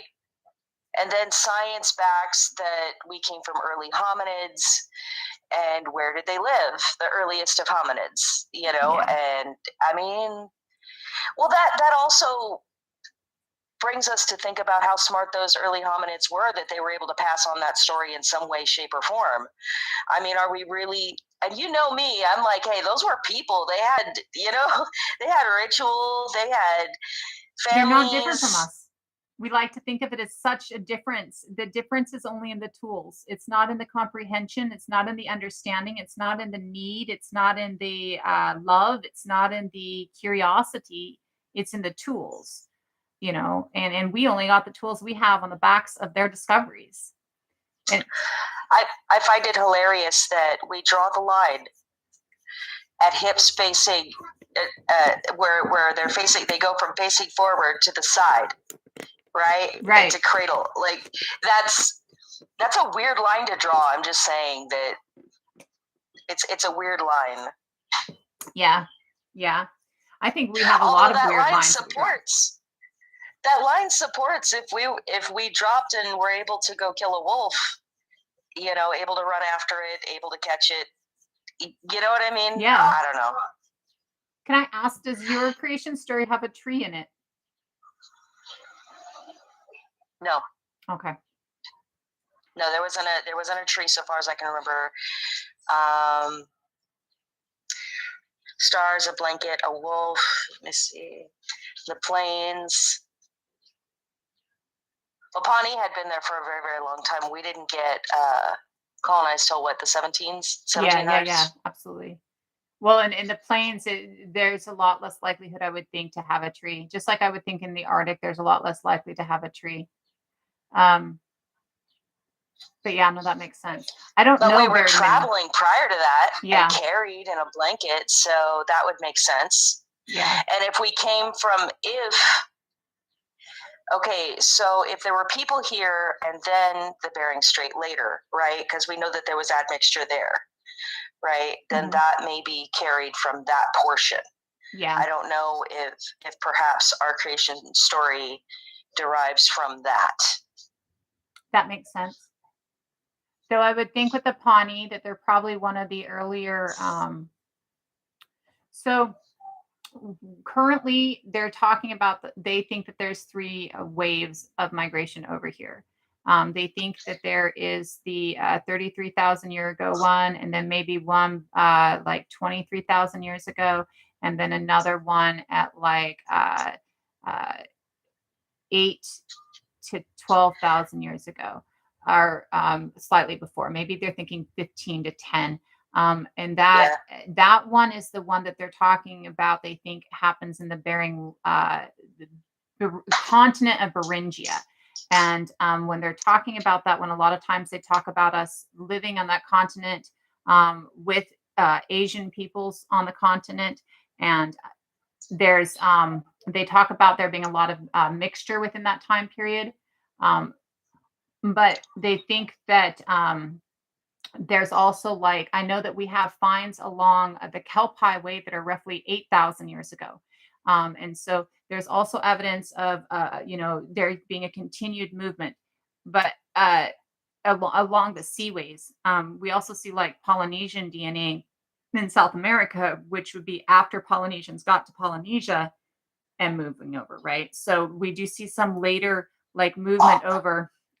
So when we're seeing that, to me, we also see that backwards migration of that DNA, like we talked about before. Backwards, Yeah, not forward. Yeah. yeah, And again, emphasize the fact that those two are in Asia now, yeah, are not the people who were there then. Like absolutely, literally whole different people moved in. absolutely. So Absolutely. And I think that that's really important, especially when we're looking at like, yes, we were in Southeast Asia for a while. This is where we meet up with the Denisovans, but the people who are in Southeast Asia, we share a common ancestor. We're not siblings. We may be cousins. We share a common ancestor. We do not. We're not descendant of. That's it. We share a common ancestor. We are not descendant of. Right. Just like we share a common ancestor with Neanderthal. We are not descendant of, right? Like, and we have to really understand that. And I think a lot of people don't. And a lot of people mix the fact that we have that X DNA in Siberia and here in the Turtle Islands, meaning that we come from Siberia, which it's not. It's a backwards migration. That is a X1 here, X2 there, which means that X1 starts here and is carried to Siberia, right? Um, so there is really this total understanding that we're not the descendants of the Asians. We spent some time in Asia. We're not the descendants of the Africans. We spent some time in Africa, right? The people that in those areas now are, maybe even the descendants of us, right? Like there's some backwards going on, right? Like it's not that we're the descendants of, it's that, in our migration across the globe. And then for me, there's also the fact that we see unique DNA of species that we don't see in anywhere else. And then we see a DNA that we do not see in Siberia or Mongolia. So when you're sitting here saying Siberian and Mongolian, there's no evidence of us being from Northern Eurasia at all. At all. I did a DNA. I don't have any Asian DNA. I was looking today because I did a uh, what is it, an effect where you held up your palm and it tells you read your palm. And I have it's called a singular palmar crease, used to be called a simian line. And I have two of them. This is extremely rare to have two of them, and it's where the head and the heart line is conjoined. And I was looking it up. It used to be associated with Down syndrome, but no, now they know that there's two different kinds. So you can have it because you have Down syndrome, but some people have it and are not symptomatic of the things that they're associating it with. The people that have it that are not symptomatic of the things that they're associating it with, like Down syndrome, um, are either uh, there's a small percentage in Asia and a large percentage here in Turtle Island. And the newer evidence is showing that there is a group in Japan that has it. There's a large group here in the Turtle Islands have it. They don't have genetic relation to each other. Neither of these groups have a genetic relation to each other. And in families that it's heritable, that don't have Down syndrome in the family is heritable, it shows like an increased intelligence. So it's Wow. I documented. got parts. I guess I'm not so bright. But You're extremely I found intelligent. out I've had conversations with you. Don't you even give me that. I had a dental appointment a few months ago, right? Mhm.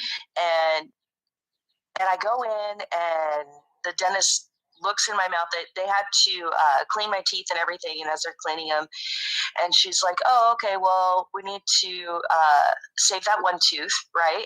So they're going to do a cap and everything." And I was like, "Well, honestly, because it's so expensive, why don't we just pull it?" She's like, "No, on your bottom jaw, that's actually a bad idea because if you end up losing teeth, we can save this one. If you end up losing teeth on your bottom jaw, then if you have dentures, you're going to have a problem." And I was like, "Well, what do you mean?" She says, "Well, you have tori." Tori is something that I think like you can get it if you're African, right? But I don't have any African ancestry.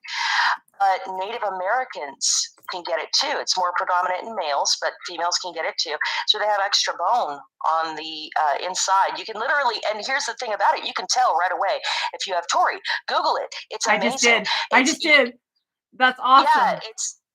Yeah, and I have tori. I don't have it to the point where it causes me any pain, but like I have that extra white, and she's like, "Oh yeah, absolutely. Yeah, you definitely have tori." That's awesome. Apparently an obvious case of it. Like she was looking, not even at the x-rays, just like looking in my mouth because the white on the inside under my tongue, on the sides of my gums. That's pretty cool.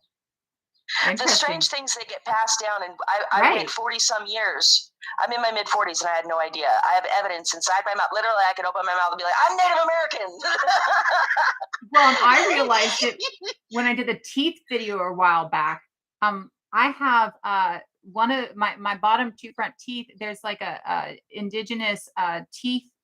It's not shovel teeth. There's a couple of different types that are indigenous. One has like almost like a claw poke out, but one of them is where your bottom teeth, instead of being flat like this, the front two teeth, they wing teeth.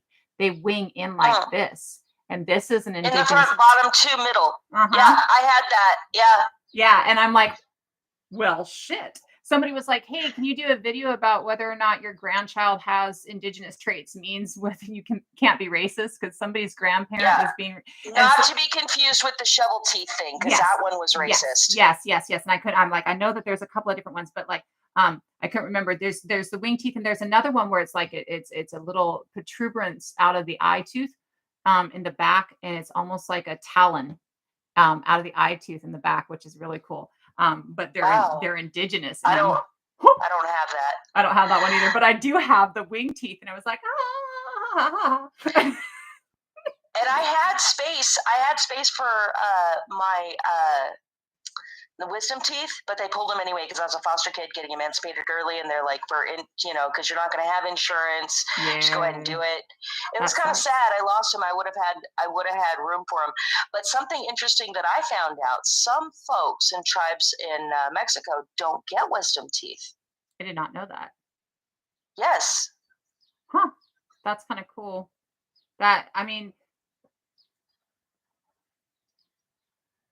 So in Neanderthals and Denisovan, in fact, in all hominin species, all human species prior to us, there is a gap between the back tooth and the mandible. So where our wisdom teeth and our teeth go up all the way to that, you can feel that curve in your jaw right here, right? Where our teeth go all the way to that, we're the only Homo species, the only hominin species in the planet that does that. So I wonder if that's a connection with the Neanderthal or Denisovan in people in South America that has popped out. They recently decided that I there's don't this know. finger trait that they've seen in the Scandinavians where like it tightens the tendons in these two fingers, and in the tightening, or maybe it's these two fingers, and in the tightening in the tendons of these two fingers, it'll cause their hands to deform slightly. And they've recently connected that to Neanderthal DNA. So I wonder if that Wow. gap and that lack of the wisdom teeth is a connection to Neanderthal or Denisovan DNA. That would be interesting. Or if Jay, we're maybe it's a just ghost talking about species. different traits from different parts of the world. Just, really cool We were talking, differences between us. yeah, we were talking initially about differences or things that we can identify uniquely within Turtle Island indigenous DNA. And that's kind of where we got, I think we were talking about a couple of different traits that we can see. Uh, but we were talking about wing teeth, which is where the bottom two teeth in the front kind of like, instead of being flat like this, they wing in. Ever so slightly. Yeah. And then there's like a talon. I think it's called talon. I can't remember where it's on the inside of the eye tooth, and it kind of is. It looks like a little like a talon out of the inside of the eye tooth that can be found. And again, it's a trait that can happen. It doesn't always happen. Yes. Yeah, it's not a like this is indigenous. Like everybody who's indigenous has this. There's like I think It's like epicanthal eye folds. Yeah. We don't always have it, and you can find it in other places in the world. But well, and so with both of those, you can find them as well in a couple of places in Asia that you can find the X1 or the X2 DNA. When you're seeing that, that's again that evidence of that backwards migration to my mind. And it's also evidence in the fact that the percentage of the population that has it is lower than the percentage of the population that has it in Turtle Island. So when we look at that, you came from Siberia, you came from Mongolia, what we're seeing is no, all evidence points to that being a backwards migration, that coming over is coming over on that southern portion. There is those, the later migrations, but and some of these things you can find in other places in the world, like you found the hand thing over in another part of the world, and tori can be found in certain parts of Africa, right? Yeah. Like as well, right? It Yeah. just depends. And it's just so fascinating. Just like the O type blood thing is like not a guarantee. All it means is that you haven't been exposed to those. So what are those things on the blood cells with the antigens or whatever? Yeah. You know what I'm talking about? Yeah, that give you a blood the type. negative and the positive, you mean? So No, I'm talking about the other. Well, the rhesus factor I'm very familiar with because I'm negative. Yeah, we've talked about that one before. We have that problem fixed, by the way. You can get a rhesus shot. It's amazing. Yeah. Fixes the whole damn thing. Well, and my ex, the one that is so problematic, anyways, he used to talk about how his mother, and he was his mother's first pregnancy, and he used to talk about how his mother stopped taking her medication for that halfway through the pregnancy to try and harm him. And it wasn't until later that I realized that you go through your first pregnancy without, that it is the first pregnancy that kind of causes the reaction within the body, the allergen reaction within the body. And so you can go through the first pregnancy without worrying about it. But yeah, there's so many different factors, but even with things like the blood types, you can see that you see them in diverse different populations. There, you see RH factor coming out to play in like 60, 70 different populations, and like a couple different populations, it's 19%, but they're in diverse parts of the globe. They're not even close to each other, right? So Nope. it's really something that is really kind of just everywhere. Yeah, and this is something that we should appreciate, that even though we're continents apart, we have these commonalities. And frankly, like I've been thinking lately, there's this thing on YouTube that I was watching about a cataclysmic event that happened that changed the rings on all the trees, right? Yeah. And basically it made winter for like 2 years. Okay.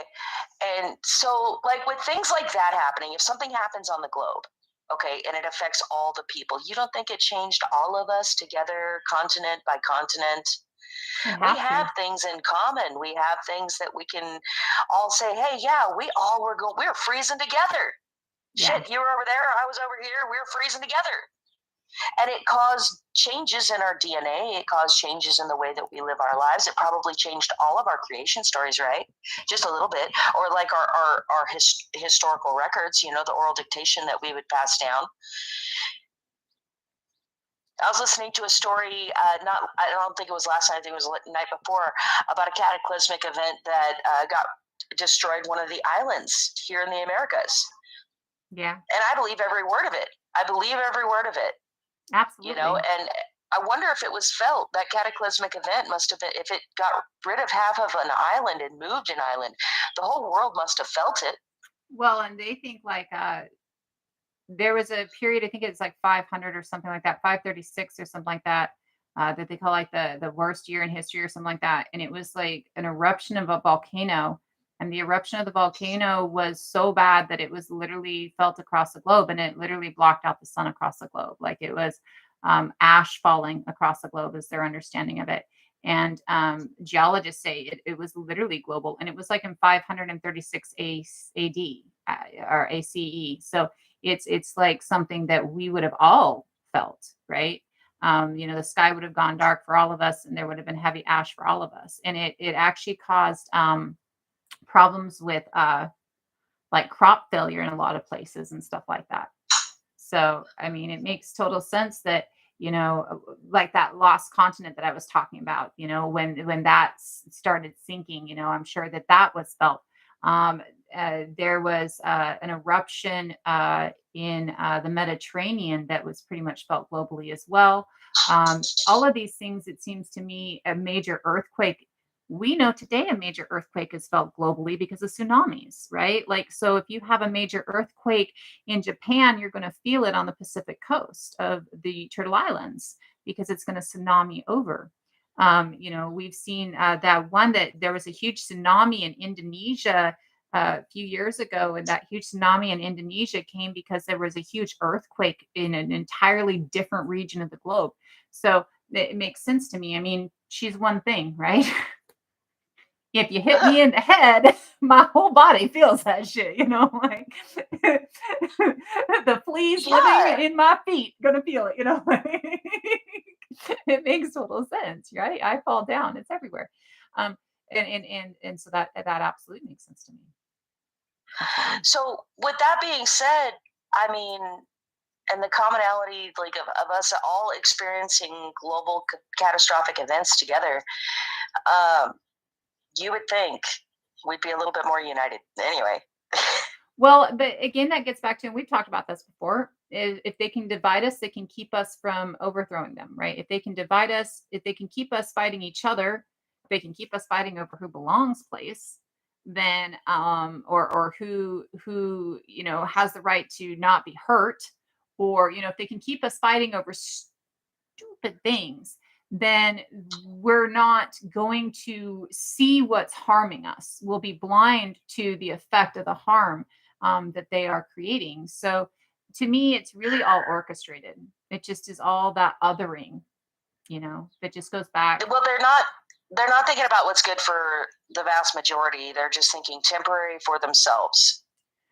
And They're, and I'm not going to get into politics and yeah, rich people. it is really though the history of it though. Like if you think about it, and I mean to not even get into it in politics and current, right? Because I don't want to make it like something where we're getting banned for, right? But even if we look at Yeah. it through history, right, you absolutely see that there is this presence of the need to create a an other in your neighbor, so that you don't see the harm that's being done. We talked about it before about like the narcissistic god kings, scaring you about the barbarians in the hills so that you give them your grain to protect you from the barbarians in the hills to feed their armies while you're starving. You know, it really comes back to me. It goes back to stratification. That doesn't mean that all stratified societies are like that, but I do feel that stratified societies based on Western thought are like that. Um, And so to me, it really goes back to that stratification. And once you get that need for somebody to retain control over everybody else, they have to give you a boogeyman. They have to give you somebody to be afraid of. Yes. Whereas we all have that ancient hominid, or not, sorry, Homo sapien, not just a hominid, Homo sapien ancestor, Yeah. So. Well, and even in the multi-regional theory, and somebody brought that up earlier, and so I was listening actually to I don't remember if it was Fiscography or a BGP recently, and they were talking about the multi-regional, and I was sat and I thought with it, and I sat and I thought with it, and so I get multi-regional theory on the level of different Homo erectus descendants speciating around the globe. This to me absolutely is a multi-regional thought process. Even within that multi-regional thought process, though, we envelop those different Homo species into sapien. We're not unique, different species currently. And again, we go back, like you and I were both just saying like 10 minutes ago, it is really in evidence in the fact that we can breed, because we can't, and it's not just mammals, it's no species can breed with another species unless they have a recent common ancestor. And that's to be able to have a baby at all. No species can breed as well and as easily as we do unless they are the same species. Two different species can't breed together. So, or at least not with any great viability, So No, they wouldn't. It would be impossible. yeah. They have to have a common ancestor. If anybody's ever bred any animals or anything like that, like donkeys and whatnot, yeah. Well, and so people are using the multi-regional theory, it seems to me, both to support and to deny indigeneity, like both to support and to erase. And then also, there is this thought process that anything that states out of Africa is been debunked and it's racist. And so I've had to try and explain to a lot of people, like, and you were there in the live the other day when I was trying to explain, and they're like, oh, that's racist. And it's like, no, the original theory that says 150,000 years ago and we're two separate races, that's racist. The knowledge that we start there as our species and had admixture from all these other species that are out there is absolutely not racist. It is, in fact, the exact opposite, because what it is teaching is that we are all the same, that not homogenous, but all the same species, and there's not an existence of race, right? So it's one Any of those. admixture is just color to it, Yeah. Well, not skin color, but like a variance, experience, love, joy, love. Yeah, literally love, right? Yeah, because that's how babies sing. right. And so for me, that's the big thing is it's like it's one of those things that really shows how much we are not into othering as a species, how much that is a created idea, how much the idea that you dislike somebody based on their phenotype or based on where they live or things like that is a created thing, because all evidence points that we were created as our species because of a bunch of different species deciding to have an orgy, basically. And B, that's all we did is we spread across the planet was, ooh, you're different. Can I have sex with you? Ooh, you're different. Can I have sex with you? I'd like to get that new in me. Like every time we meet with something unusual as a species, that's what we do. Ooh, hey, baby, what's up? I'd like to see how you do, like, and so it is very much that our curiosity, a combination of our curiosity and community to me, right? Our need for community as an absolute need for us, and then our curiosity that's so innate in us. Someone jumped in. Some comments in this live were filtered to protect the community's experience. Oh, yeah. I get that a lot of times. That's pretty typical. But no, this is true. We have proof in DNA, and that's okay, and that's part of our history. So it's reality, and we're gonna have to, come to terms with it. At the end of the day, we're different, and that's okay. Hey, what's up, Jay? Hey, what's going on? Oh, we're just talking about the peopling of the earth. So I've read somewhere within the past week or so that there was remains. I can't remember what country it was in. They found human remains that were over or right around or over 89,000 years old. And they said that it was one of the, I don't know, I don't remember. I was half asleep when I was reading the article, and something about it being one of the oldest remains found for humankind. And they think that what it was a failed attempt with humanity in the very beginnings. I know what article you're talking about. They think the theory was, okay, so they think that it was a species before the more modernized, not like modern day, but no, she's right. After. Yeah, let me go ahead and go over that, because that's actually one of the things that I was just talking about earlier. So what that is they found their dating is between 68 and 89,000 years ago of a sapien in Asia. And it's in Southeast Asia. And what it is one of those movements out of sapien that we don't have descendants of. So it's a failed movement out of the Levant area of sapien is what it is. Not like it's a species before sapien, but it's a sapien, and it is before, like, so when they term modern sapiens, what they're talking about is when our brain shape changes. They're talking about how our brain shape fully comes into this at like 30 to 40,000. So what we go from the pointed to the rounded. Yes. And so what they're saying is this is Homo sapien that makes it into Eurasia, and that there's no descendants of that Homo sapien still on the planet. That they're like they're a band that didn't have any lineage that carried on, I guess is the best way to say it. So it's not like a failed sapien group. It's just a failed movement across that space.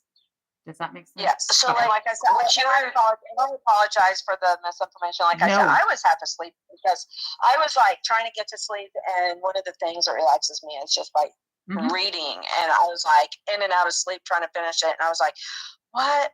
Failed human, what? And I was like, Jay, these things need to be talked about. Don't be sorry for bringing it up. I'm just now, like, because they came up, I'm in my mid 40s. I left college in my 20s. So like there have been 2 decades, so like I'm just delving into this again now, catching up, and there's a lot I missed. So like I ask her all kinds of questions, and sometimes they're dumb questions, and sometimes they're smart questions, and they're never dumb questions. Getting it straight. And you got it straight enough. I know exactly what you were talking about. You got it straight enough. I knew exactly what you were talking about. So it's not like you were mistaken. Yeah.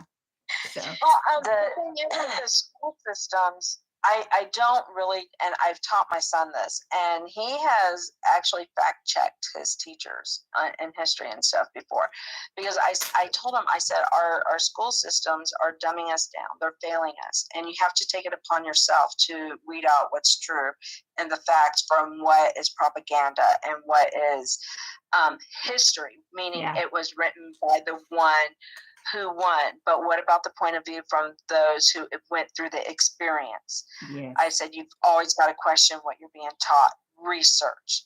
Don't just take the answer that's given to you.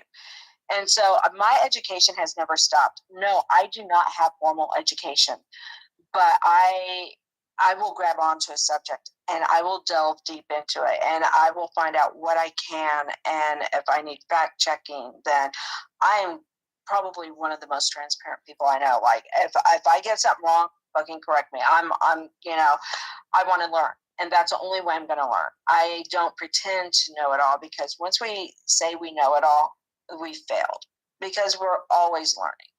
So don't feel like just because you finish college in your early 20s or whatever that you can't still learn. There's resources out there that you find a subject that you're really into and just research the hell out of it. And I ended up being like kind of like a book of useless information. Like I have useless facts that Serving up They're the never right- useless. You learned them because they were useful to you at the moment, even if it was only for entertainment. Don't do that. Listen, my book of useless facts is being shared on TikTok now. So, I mean, I feel every cent of that, every molecule of that. So, so I watched a special on YouTube. Don't laugh. And they were discussing, and the guy reiterated over and over and over and over and over again that evolution is a gradient. It is a gradient. It didn't happen like, oh, Homo sapiens began to be born, and then boom, we had nothing but Homo sapiens at that point. Like it was like spit spot here and there. Some bred, some didn't. Some, you know what I mean? And it just because there was nobody saying, okay, in order to produce viable offspring, you and you only. Yeah. You know, there was nobody that was able to, and then we can't have it be inbred, so it has to be you, and then we'll wait for these two to breed to create another one, and then you breed with that one, and then there was nobody knew about DNA or breeding or anything back then. They were just like, ooh, he's hot. Yeah. You know? I mean, Well, and nobody knew is what about it is. differences. Like there wasn't a, I mean, I'm sure if you saw an ape, you weren't like, ooh, baby, but you look human, you look human. You're a human. You know, I don't know what your grandmother is. I don't know what your species is. You're a human. I can't identify that a different species exists at that point, you know? Absolutely. And I like evolution as a gradient. I think that's real. We've talked before about how evolution is not, they've proven that evolution is non-linear, and how Naladi is really a double down of that proof. And I've talked before about, like, you know, when you see people are like, oh, how do you define which one's Neanderthal and which one's Heidelbergensis? And it's like, they didn't define. Like, I, as a grandparent that's Heidelbergensis, is not going to look at my grandchild and go, oh, you're a Neanderthal. I'm going to look at my grandchild and go, oh, you're my grandchild, right? Like, um, we were living as Homo erectus exists till 170,000 years ago, and we started 300,000 years ago. So we were living with Homo erectus for 130,000 years, right? You know, like there's no idea didn't they that find evidence of humans, Denisovans, and Neanderthals living in the same cave? Denisova Cave actually has all three. That elk tooth that's 20,000 years old that they just came across, that they were talking about, oh, we can trace this DNA and we got DNA off of this elk tooth. That's Denisova Cave. So Denisova Cave has Denisovan, Neanderthal, and Sapien all living together. And Denisovan doesn't die out until 13,000 years ago, and Neanderthal doesn't die out till 30,000 years ago. We are already in Europe by the time Neanderthal dies out. We're already in the Turtle Islands by the time Neanderthal dies out. And so we are absolutely living together with all of these different species. We're not seeing them as different species. And you say this all the time, Peace, and it's a really big thing to double down on. We did not have we had the capabilities of ourselves. We had the understanding of our needs, and, you know, we have identity, thought process going back like 90,000 years in both us and Neanderthal. We have these things within us that are really the very same things within us that are today, the same needs, the same desires, the same levels of comfort, the same curiosity, the same nurture, we have these same things. These people are not looking at themselves and going, God, I wish I had internet, any more than the 1950s. People are looking at themselves and going, God, I wish I had internet. They're like, oh my God, I've got a TV in my house.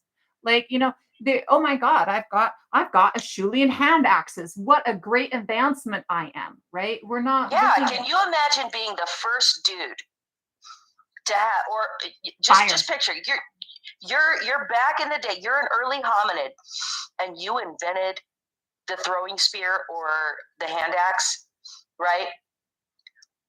Everybody's going to think you're awesome. You're rich at that point. Yeah. Because you can get the most on your hunt. I can't say the K word because, you know, you get the most food. You're the most useful. It's easier for you. You know what I mean?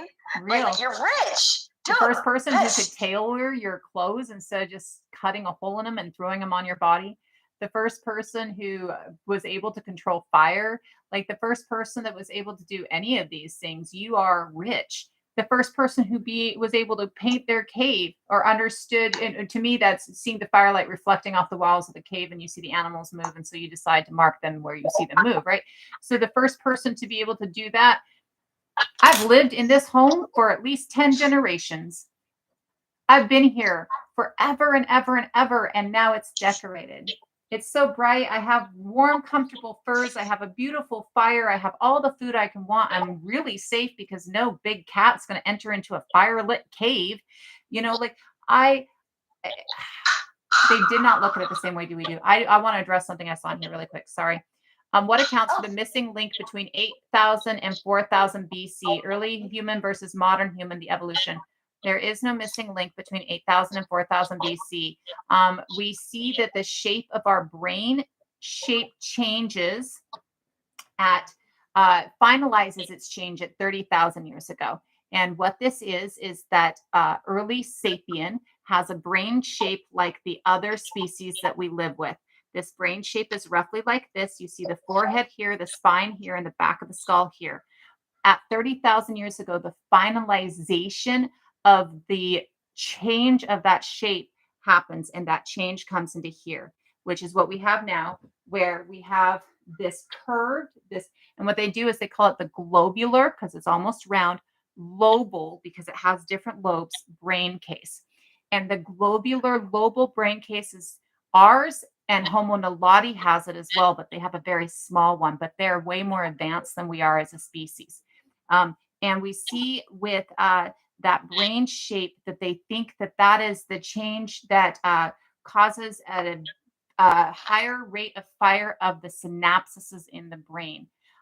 But it is at 30,000 years ago, not 10 to 8,000, or not 8 to 4,000 years ago. And it is not like a missing link. It's just so roughly 90,000 years ago, both us and Neanderthal start having this understanding of identity and start having this understanding of dying as somebody being there and now being gone. And so we start burying bodies. That 90,000 years ago. We start painting caves and doing artwork in caves. So we start carving caves first. Well, the Denisovan thing was what, 300,000 years ago? 350,000? No, you're thinking Naledi. You're thinking Homo naledi, and that is 333,000. They are their earliest form of burial. Yes. Yeah. So and that was found in Africa, and that blew my mind. Honestly, well, they're the species that caught feels over that. Yeah, that's the species that has the brain shape that's the same, and they're actually they have carvings in their caves as well. So, but with us, we see that the shape change, or that we start the burial first, and then we start carving and then painting our caves, and then we start decorating our bodies and our clothes. And we start to do that, and then it really kind of translates into the way our brain starts to change its shape. And so with those starts, our brain changes into this shape. There's nothing kind of missing about it. Like, we're still, of course, getting more information. We're always getting more information. Information is changing, but it's not a missing link portion. It's just that there's a change.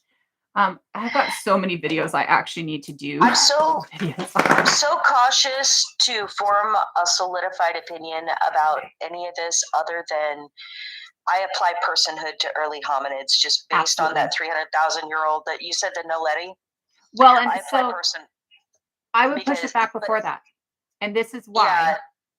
Because science is seen before that, because we see science in erectus. That's how we get fire. That's how we get the Acheulean tool assemblage. That's how we get our early clothes, because Homo erectus has all of those. It also travels across water, and so it uses boats and stuff like that. Yeah, boats. Yeah. So Homo erectus had boats, man. I remember my first question when we first met. Not my first question, but one of my first questions was, who were the first people to have boats? How long ago did we have boats? Because I was upset because they're like, oh, well, we came from Africa. And I'm like, well, yeah, I know that they were more advanced in some European places, peoples, as far as technology, because they were an older society. They'd had more time to develop. But I don't think it's that far back. So who were the first damn people to have boats? That was my question to you. Well, damn, before we were Homo sapien. Yeah. Well, and we don't know for certain, is it boats or not? But they crossed water. So whether or not it's like our version of a boat or, you know, something else that they're doing, maybe they're tying They a were above the water. yeah, That's what matters. right. And they were able to, we know that when we saw Florensis, because Florensis is in an island that has always been separated from any mainland by water because it's in the Wallace Trench. And then we've got a couple more recent finds where they've talked about it. We also actually, there's a more recent find that says that they think Neanderthals were using boats as well.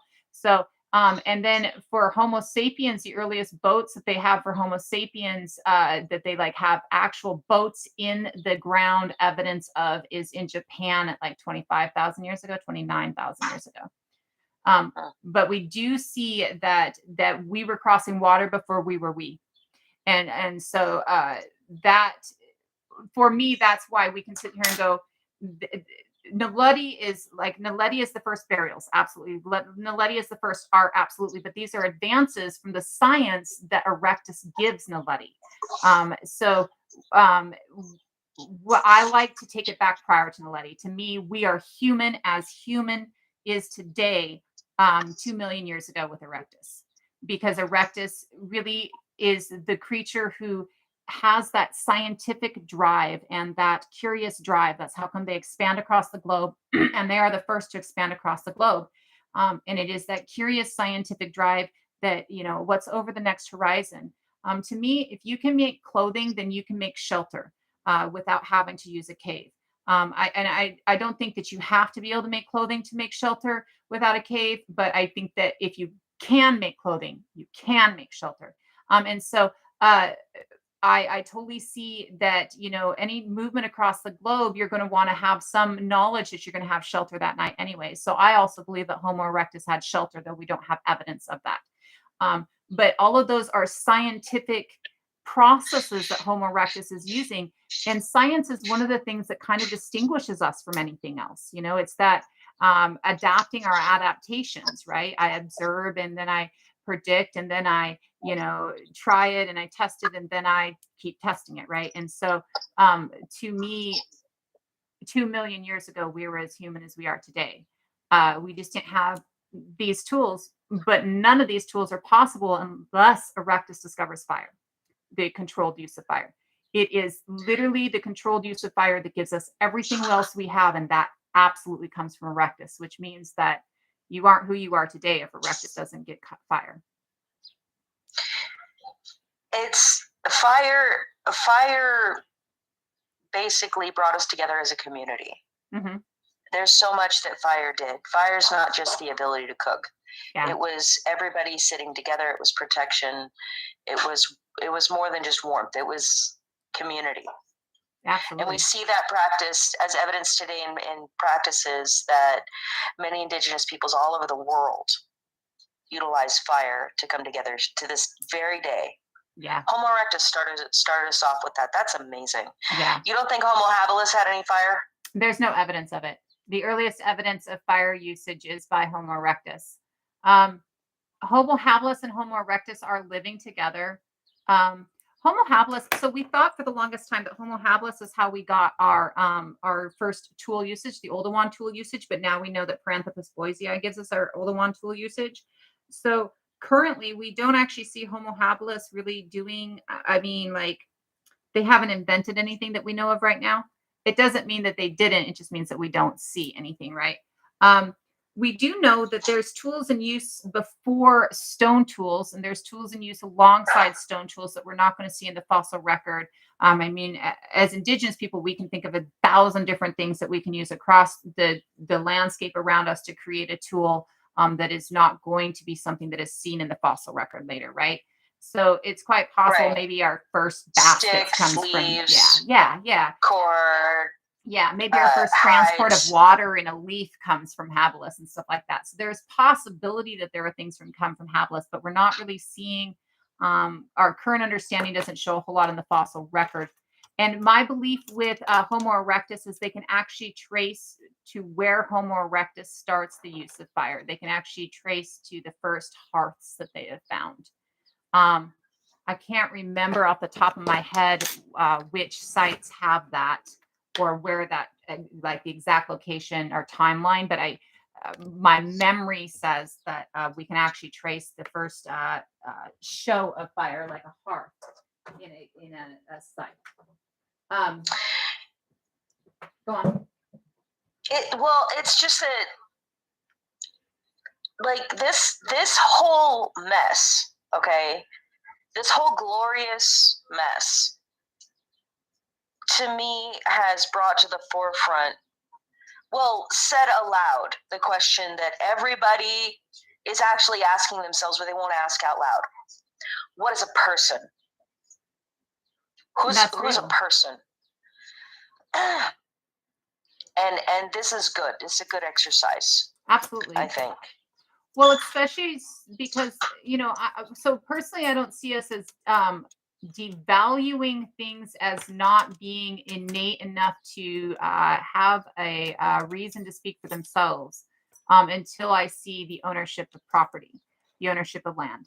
When I see that ownership of land is, for me, the first time that we create something that can be owned, and that doesn't mean like we didn't have like we have statues and stuff like that. I'm sure we owned those. I'm sure we had clothing that we owned, or jewelry that we owned. But owning something that is alive and breathing starts with land. And to me, this is when we start. I'm going to use the word dehumanizing because it's for me, the best phrasing to use. This is when we start dehumanizing other things. Until this point, we see the land, in my mind, as human as we see ourselves, because we see ourselves as a part of the land. That to me, all evidence points to that animistic thought process, where it is part of being a biome, part of being a whole, right? And if you take out one part of the biome, everything else suffers, right? So when we get that shift in our brain that we can own land, we start to own animals, we start to own people. And in that, we start to decide how we can dehumanize something enough that we have the right to own it, right? Before that, I don't see us dehumanizing other things to the ability to say, well, I can say whether you live or die because you have a less right to humanity than I do, right? So that to me is where that difference comes in. Okay, so I just wanted to add something to that. I took it was a prereq before I started taking full-blown psychology classes. It was like an intro to psychology. And one of the things that I learned was when we started evolving, we became self-aware. Like we recognized ourselves as being independent and from other things. And one of the things that, you guys were talking about earlier, how that, oh, we recognize each other as humans. It's not like, oh, I'm literally thinking you're hot. Let's go procreate. That's not how it went. It was usually the women, as always, got to choose who they were going to have offspring with. And it was usually the ones that could provide, because there's the basic needs for survival. You have to have shelter, you have to have food, you have to have safety, just to live. Those are the very basics that you need to live. And whoever could provide that for that person, or whoever was that provider, whoever went out on the hunt, whoever brought home the kill or the hunt, the meat, the meals, those were the ones that were desired because they proved that they were worthy of, they were strong enough, their genes were good enough to survive because they were able to adapt and overcome. So it went from that to whoever, whatever essential tools they had, resources, that became desirable. So yeah, you were correct when you said that they were rich because they could barter. I have something that you need, which went into basically supply and demand. Yeah, you can hunt using your method, but I just improved that. So what are you going to give me to be able to further advance your hunting skills? So when that came into play, that also was another form of providing. So And the women, their physical attributes is what attracted the men. The wider hips, just the physicality. And to this day, it's innate in us. It's our baser instincts. When we see a man with a higher brow or a more prominent brow, it goes back to a more of a physicality. Because if you see guys that have more of a finer brow, a more delicate brow, their features usually, not always, there's always exceptions to the rule. Usually, like, look at people like Jason Momoa. He has a very pronounced brow, and he's a very masculine, and he exudes that. Personally, I don't find him. He has pawny eyes. That's neither here nor there. I was just using him as a rough example. Yeah, I find him attractive because of who he is more than anything else. Like, did you know that Jason Momoa is part Pawnee? Yeah, on his mom's side. Yeah, and like he's also he has Pawnee eyes for sure. Hawaiian, and like he went out and he's really an activist. Like he's got so much activism in him that I love him more for that than I do for his looks. So he's a pretty boy as well. But yeah, he's too young, but yeah, he's a good looking dude. But if you look at guys like that, women are more drawn to that because it appeals to our baser instincts. It goes back to the survival. It always goes back to that innate. What is going to further our species along. And I think that, like with women, if you look at the ideal shape of a woman, it's an hourglass. It's the bigger, ample chest and the wider hips versus, the hip to waist ratio. And it's because it shows good breeding. She's more likely to carry a baby to full term and to successfully be able to breed the next generation. So you guys were spot on about that. It was just something that I realized, I learned about all this stuff in psychology, and I was surprised that it went that deep in psychology because it all started somewhere. And so they remember to tell you that Freud was he's not looked at as like the end all be all anymore, right? Yeah, no, he's not. Because his fucking his bullshit. Yeah, I did psychology too. Psych and English lit. I did psych by necessity because I wanted to be at one point in my life, I had a fantasy. I wanted to be a lawyer for foster kids, and I realized, it's really expensive, and I'm not really going to be able to make much of a difference. But yeah, I was a good student. Damn it, I did my homework. I had to, otherwise I wouldn't have been able to afford. Because I was living on those. I had 3 jobs, but grants and scholarships and stuff. $500 here, $100 there. So it's just but like with me, I only went one semester, and it was just one class of psychology. But it just goes to show how deep. I would have got a master's. I wish I would have stayed with it. Because to me, the human mind is the most intriguing thing. Well, they changed everything, and like what I found interesting is that like when I was going to college, they were teaching by the DSM-4, right? They were like, okay, so like the DSM-4, that is our holy Bible right now. It changes every so often, not by much, blah, blah, blah, blah, blah. Then here comes the DSM-5 very recently, 2013, I think it was. It's not even Roman numerals anymore because their plan is to update it more often, which is a good thing. Okay, it's a good thing. But like I remember sitting in class, and I'm not going to say what we were discussing because it's too controversial, but we were discussing something, and I said, I don't feel that. I don't feel that, but I'm going to keep my mouth shut. I'm going to answer the way that you told me to answer. So I answered the way that. Years later, a situation with one of my son's friends came up, and I'm talking to the mom. The mom's coming to me for support, and I'm like, yeah, but it's been a lot of years, and I'm not a professional, but I'll look up, and then DSM-5 agrees with what I used to think. God damn it! So science doesn't support any of that though anymore. Like, so science supports that women were as much of the hunters as men were. And science also shows like that because we were so communal, it's not necessarily, he's successful in the hunt since we're all out hunting. there's going to be other things. I do agree, like he knows how to flint nap and nobody else knows how to flint nap, so I'm going to go for Yeah. him. But when it comes to like the hunting, when it comes to he's providing where other people aren't providing, because communities were providing more as a whole. And we think today man woman. Before this thought of man woman, it wasn't man woman, it was man woman, sister, grandmother, cousin, and then that other group of, and then the Denisovians. Like it was an entire community that was supporting each of us. So if I'm not getting anything in the hunt today, when I go out hunting with 10 other people, somebody else got something in the hunt, right? And so I think that we have this, especially in psychology, and especially in our, thought of what's going on in the human mind, that most still supposes that we have evil in our mind innately too.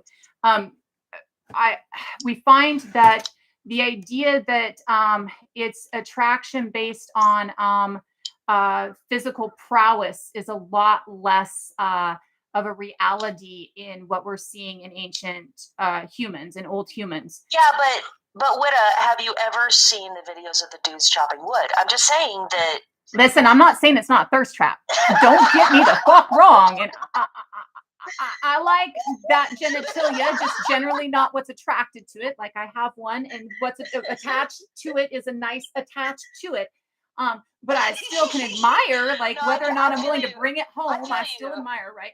So no, I'm won't down date for a a guy thirst who trap I every can't day. have a good conversation with. I feel you. And Yeah. most folks won't date a person who they can't have a good conversation with and relate to and have similar experiences. But I think that those life experiences are also, important. I think that a lot of times, just like Freud was like, oh, well, this is left over from the Ice Age, and this is what is in our nature now, and then all that got disproven.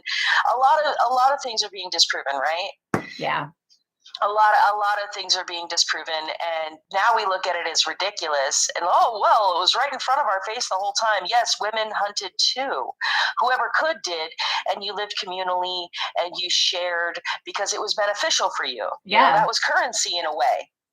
Mm-hmm. Well, and they actually, there's an article and it just came out like very recently, and they're still working the study, but the evidence that they've shown, and they got it really from understanding Arctic people currently. So people have said in the past that that hunter gatherers were both hunting and gathering, and therefore women were gathering and men were hunting. First of all, they decide that gathering is somehow less dangerous than hunting, and the reality is that anybody who's picked berries know that gathering is just as dangerous as hunting is. But they also assume that so people in Arctic climes and early hunter-gatherers, what they're finding with this study is that you can kill an animal and get all your vegetable need from the animal that you kill because of the stomach contents. So if you're in the Arctic and you're killing a sea cow, and then you cut open the stomach of the sea cow and you eat the vegetation in the stomach of the sea cow, it's actually something digesta. And you eat that stomach content, you're getting all the gather nutrients that you need, all the vegetation nutrients that you need, and still getting the animal protein. And so they're showing that it's less likely that we were hunting and gathering, and it's more likely that we were all just hunting. There might be some gathering along the well, calling me a berry picker. There's some gathering along the way, but in that gathering along the way, the majority of our needs are being met by the hunting itself. The gather needs. Well, especially with large game, it would have taken everybody within those small communities to take down very large game. Absolutely. Like mammoths or saber-toothed tigers, God forbid, anything. We hunted intelligently. And who's to say when they're hunting an animal that they didn't have certain MOSs or positions, jobs to do in the hunt? Yeah. It's ridiculous to think that women didn't hold their own because we're Absolutely. here. Absolutely. Well, and they're seeing within Neanderthals that it was the women that were the hunters within the Neanderthals, and the sexual dimorphism, which is the average, and by average, it doesn't mean everybody. It means out of 100, maybe 30 people are this. The average difference in height that we see within sapiens is men on average are taller than women. What we see in Neanderthals, and on average, Neanderthal women are larger than Neanderthal men. And in this study that it was talking about the hunting and gathering, what it was stating is in a group of 25, if every person brings at least one deer over the course of a year or one large game animal over the course of the year, they're feeding everybody within that group. So as long as you're getting one, like I think it was like every week was the calculation out, you can get, so it must have been two. Now that I'm trying to figure it out in my brain what the article said. So you can get 1 to 2 deer a year and feed your entire group of 25 on hunting alone, right? And still I can, have 360 days that I'm not getting a deer, right? And so having an entire community, and I totally think, I mean, if you've got, we didn't have communities. If you have a community of 25, 5 of them are not children, 2 of them are children, right? You don't have a large group of children within a small community because people didn't have children back to back because they knew how to control their childbirth, because you didn't want to try and wrangle 5 toddlers and keep the big cats away. So if you've got a group of 25, and even if 3 to 4 of them are children, you still have 21, 22 people who are able to go out and hunt together. If you've got one person staying at home and watching the children in the cave, you've got 20 people out there hunting. That is way more likely to bring down an animal than 5 men are out hunting, right? So and go on. And I'm not saying by any means that the women's role was downplayed. I'm not trying to downplay or discredit the woman's role, because to be left behind, even, okay, let's say that they do have everyone has a role for that day. Whoever makes the decisions, you stay here with the young ones, the rest of the group's going to go out. It is just as dangerous for them to be left behind watching a group of kids while the rest of the group goes out hunting, due to the fact that they're left alone. Yeah. And it's one person protecting, let's say it's one person protecting 5 kids versus whatever's coming after them. And there's no other protection. There's no aid. Yeah. Well, even, what is it? Meerkats protect, like, if you look at, is it the meerkats? They will have like a group that stays behind with the babies. Yeah. Mm-hmm. And takes care of each other. And I'm sure that we're smarter than meerkats, right? Yeah, I would like some to of us. That it was okay, we're going to go hunting. You stay back. Yeah. And even if they were berry pickers, like, again, there's I like berries. There's maybe a small group of them that go out, and they've got to be alert. They've got to be fit, because what's going to come out and attack them? Absolutely. So yeah, I am not trying to downplay, anyone's role back in that society. It was a huge group effort, and I think that they didn't so much look at each other as you're the weaker vessel, because that is a patriarchal. I'm not going to get into that portion of it. It's a patriarchal point of view from a certain group of people that look at that, and that's a modern way of thinking, where back then they're seeing as everyone is essential, everyone is vital. We take one out, we're that much weaker. And they looked at each other, especially the mates looked at each other literally as partners. They wore together, they protected each other, they went back to back. You watch your front because my back is against yours, so whatever's coming at your back has to get to me first. And I mean, let's also get real. I mean, I'm sure that there were situations where, like, people like me, I'm 4'11" and a half. I don't think that they were sending me out after a mammoth. Oh, hey, listen, you may be small, but you're quick. You may be small, but you're quick. But I'm not though. But I'm not. I'm not quick. I'm slow. So yeah. So I'm like, I don't want to fight the mammoth. I'm just saying that, like, I'm sure that on an individual basis, but like my 6'2" sisters, they probably went out after the damn mammoth. Well, I think it has to do with talent and preference more than anybody else's opinion, right? I think that we have this opinion that certain people are supposed to do certain things, and we forget that certain people aren't talented at doing the things that we think they should do. Not every woman should be nurturing anything. Not every man should be out hunting. We have this idea that, uh, that we should dictate by societal standards what somebody should do. I don't think that happened before. I think that what you were good at, what you were naturally talented at, what you desired to do was what you did. And if what you desired to do was stay home and sit with the fire and keep the kids okay and maybe sew some clothes or work some tools, then that's what you did. And if what you desired to do was go and gather berries, then that's what you did. And you did what was within your talent.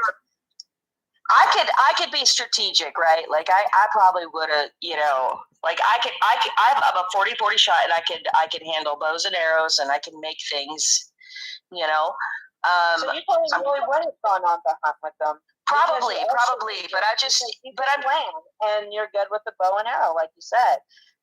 And short people have center of gravity. We get low. We're as low as you can get. Like I'm 5'1", you're 4'11". There's not much. Now y'all want me to climb on the mammoth? Now y'all want me to go? Listen, using your capabilities is a positive. Well, I mean, our center of gravity is low. It's probably gonna. I'll make you the spear. I'll make you the spear. She'll pick you up and chuck you. Hold on. I'm just saying, it's probably gonna be harder because our center of gravity is so low to take us down more than it would if a taller person. Like we could flip someone off at the knees. Could you imagine a Denisovan or a Neanderthal group sitting around having the same conversation about who's going to go out and get dinner? They were considerably shorter than us. Yeah. They were. Hey, maybe that's why you're 4'11". Right? It's that Neanderthal DNA. Can you imagine the conversation around the fire? Like, look, tomorrow morning, we're going out. I saw a tiger. I saw a saber-toothed tiger. It looked delicious. Great pelt. Okay. Yep. But something we have to keep in mind too. These hunts weren't just right down the street. They weren't even just maybe they're lucky if it was a day trek. I mean, sometimes these were days, maybe a couple weeks at a time. These hunting trips were long, extensive trips. So they had to pick people who they knew that had the endurance and to be able to trek that bar. And their meals had to be protein packed for that trek to keep their energy up, because it doesn't stop once you get to the hunting ground. Then that's when the real work begins. Getting there is just part of it. Oh yeah, because they probably didn't live like right on. So that does depend. Right. They probably had to travel. That's going to depend on whether or not you belong to a collector-based culture, which is a culture who has its home base and then goes out and gets things from different spaces. Think of the Haudenosaunee. Versus being what they call hunter-gatherer. And these are just two different ways of getting your sustenance, and they both do very much the same things. But a collector has a home base and goes out and collects. And then the other group actually has a migration pattern. So you might move into the area that the white-tailed deer herd is really prevalent, and you might camp in that area for several months as a whole, or for the deer running season as a whole. And then once the deer have finished their rutting season, then you're going to move on into your next space. So sometimes, so if you're a collector, then yeah, you're going to like take a portion of your group and go out to this space. But if you're and this is the difference between hunter-gatherer and collector, but they're the same. Often the same style of culture. So the collector going out and collect. If you're the hunter-gatherer, it's that migration pattern. So we know like often that here in the Turtle Islands, like people would have summer camps or winter camps, or like in the Pacific Northwest, you would have a my tribe was migratory as well. We followed yes. So that's going to be less of part of the group going to the ocean. We would go all the way to the ocean. Now, something interesting, and it's still in our culture today, that some of us will still go to with the pollen. and spread it for the corn. Yes. So yeah, and that was very, very important to us. I mean, we farmed, right? We had our farms. Corn was a big, big part of that, but we also. Oh, hang on. Sorry, someone tried to call me. No worries, no worries. But yeah, we would travel. We'd go all the way out down to the ocean and then come back. Yeah. Well, and oftentimes it would go as the entire so in collectors you're going to take like a portion of your culture is going to go, but in the others you're going to migrate your entire group. Like for the salmon run, your entire group is going to go to the salmon run, and they're going to live there for that's just going to be home for a while. They might actually have houses built there, and move into those houses for that season, but you are going to see some differences depending.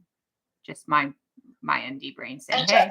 and them being nomadic, I think it would be harder, like, to have that nomadic life.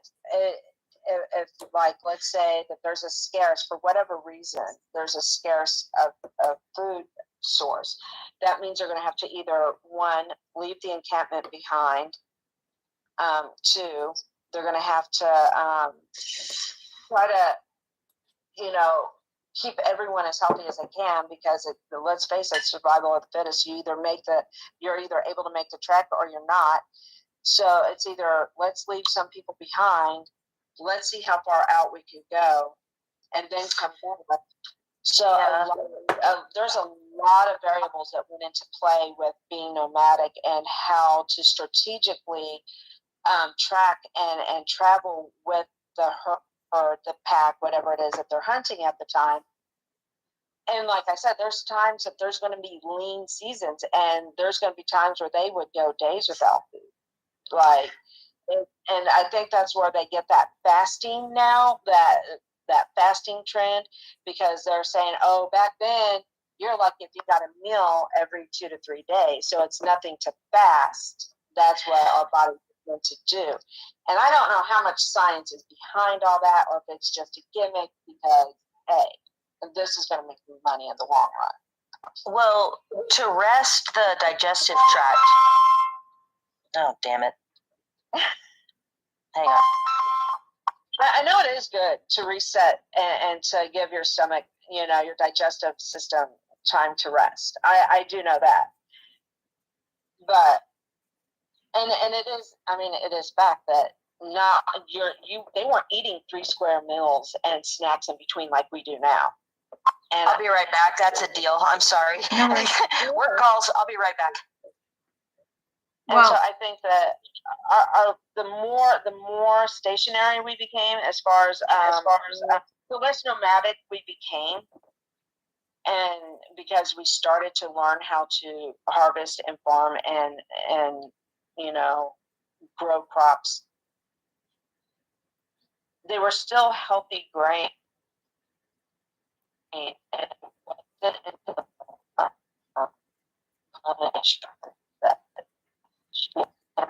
into a lot of stuff, diet that the people are not used to, and that's where like a lot of the glucose, like from the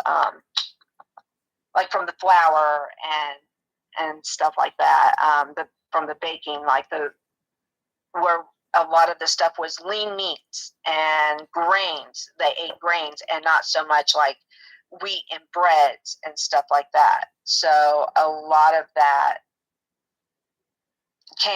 was introduced to the populations, and that's why you see a lot of health issues, especially like I know that a lot of tribes down in Mexico were nomadic. They hunted as well. They were hunter-gatherers as well. And if you look at especially in the quote-unquote Hispanic community and the Native American community, a lot of the weight issues, it's because they were nomadic people. They were used to being on the run. They were used to moving and burning those calories. And once they forced them on the reservations and become sedentary, as far as that lifestyle, not being able to go catch their meals, is where a lot of the diabetes and high blood pressure came from. And we it's easier for people like us to put on weight due to the fact that we had to be able to store that because we needed it for the lean times. Where over in Europe, they were already used to being on their little plot of land or what, like being servants and growing things like wheat and stuff. So I think it's just to see all that going, how everything came about from the time, being nomadic and becoming non-nomadic people. Yeah. Well, and I think we see a lot of issue because it's so heavily processed, and a lot of the food that's being like on reservations, a lot of commodities are they don't have a lot of actual nutrient to them. And Yeah. then you get a lot of food deserts as well. I do know that most people had like we see that flatbreads go back to the Neanderthals. We actually see Neanderthals had ovens and created flatbreads. And so I do know that a lot of people had like some grain based like breads or things like that in their diets, but they weren't this heavily so with flour and stuff, they like take out all the nutrients, like they bleach it and they fuck with it and they make sure anything that's in it is gone.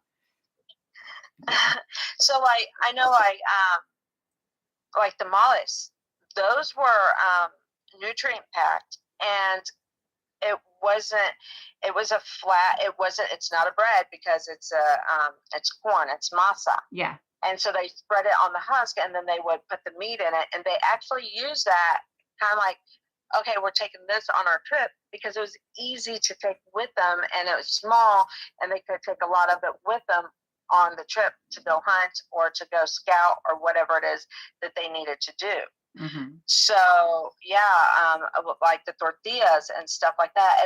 But it was never flour tortillas. It was corn tortillas. Mm-hmm. And our grains was like quinoa. Quinoa was our mother grain. That is what we used. And so a lot of that was lost when all that other stuff was introduced, because like you said, it was stripped of its nutrients. And especially when they started giving out rations, they gave out like flour and like milk or something, like powdered milk or something. Like they gave out some, just like the bare minimum. And a lot of the native indigenous communities had to make do with what they had, and it wasn't nutrition. It wasn't very nutritional either. Yeah. And people don't understand. So, people don't understand the Europeans would actually adulterate their flour, mix their flour with things like plaster, and bake their bread. Like in Europe, in like the 15th, 16th century, all the way up until like the early 19th century, they would literally like mix plaster or different like non-edible elements into their flour and make their bread out of it because it would cheapen it so that they could sell more. And they would send that kind of flour to the reservations early on. So a lot of the flour and stuff like that coming to the reservations, not only was it like full of weevils and stuff like that, like full of bugs, but it would also be like half plaster of Paris or something like that, so that it actually had no nutrient value. It was pretty bad. Yeah, and like because over in Europe, they were going through their own their own grievances and their own trauma, because they were serfs. They were living on land that was never theirs, and they were working it, and they couldn't afford the stuff that the royals and the nobility could afford. So they had to make like their flour, the stuff they baked with, they had to make that go further. So they had to add all that stuff in to make it stretch, to make it more filling. And just like down in Mexico, they took the nobles, like the Spaniards, would take the best portion of the cows and the pork, and they would leave the indigenous community and the quote unquote Mexicans the rest, the scraps that were thrown away. That's where we get lengua tacos and stuff like that, because that is all they had. They made do with what they had. and they made it work, and they made it stretch. And lingua tacos are actually some people's favorite now. Like what used to be a survival necessity, kind of like with fry bread, it was a survival thing. That's how like lingua taco, like lingua was, and just like boiling the head of the cow or the pig. So all that started out as survival. Like, this is what we need to survive. This is what we were given.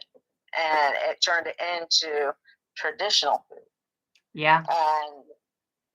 And the same with menudo. That's how menudo, if I could be mistaken, and I'm open to be corrected, so don't quote me, but I believe that's how menudo came about as well. They cooked the corn, which, hominy, and they used what herbs and spices that they had, and they used what meat they had, which was the stomach lining of a cow or a pig.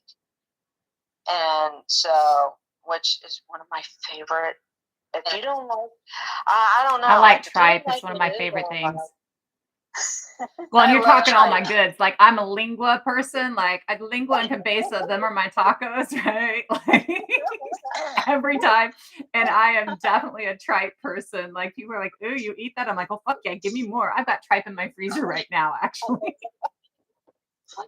I love tripe. I love menudo.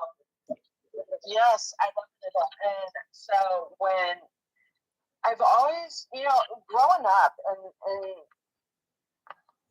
in my culture or like in my family, the kids, you didn't pick and choose what you wanted to eat. You either ate it all or you didn't eat anything, and you ate what was given to you. You didn't have a choice on what you wanted to eat. There wasn't, I don't want this, can you fix me that? It was, this is what's for dinner, you either eat it or you don't eat it all. And so a lot of people, when they first come in to the first to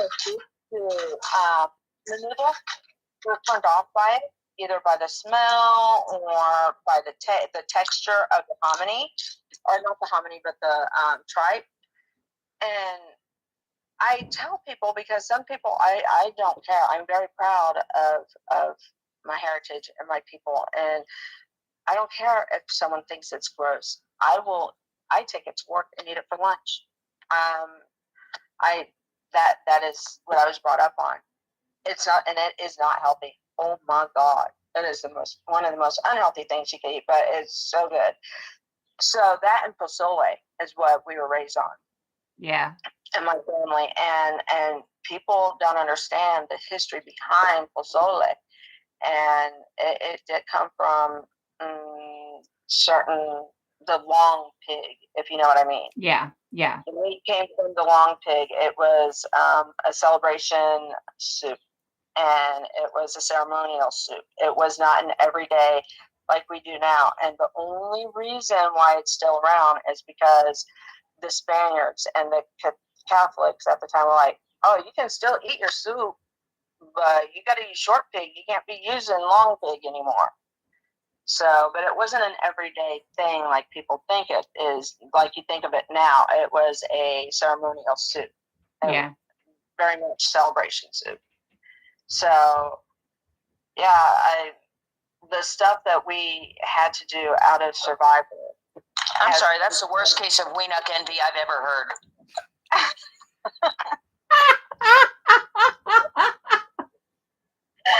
And that's what. I love mole. Oh my gosh, mole? That is, yeah. Somebody said I like mole in the comments. I love mole. I can't find good mole. Oh my God, my grandmother made the best mole. Yeah, so a lot of our soul food, what we consider soul food, or down home cooking, traditional foods, came out of necessity. Yeah. It came out of scrapes. And now we look at it as, oh, that's just our food. That's just a delicacy. And it's that's why I say people don't like Mexican food. The people that say they like Mexican food are liars, because they don't know what Mexican food is. Because if they really knew what it was and what all went into it and the history behind it, they wouldn't eat it.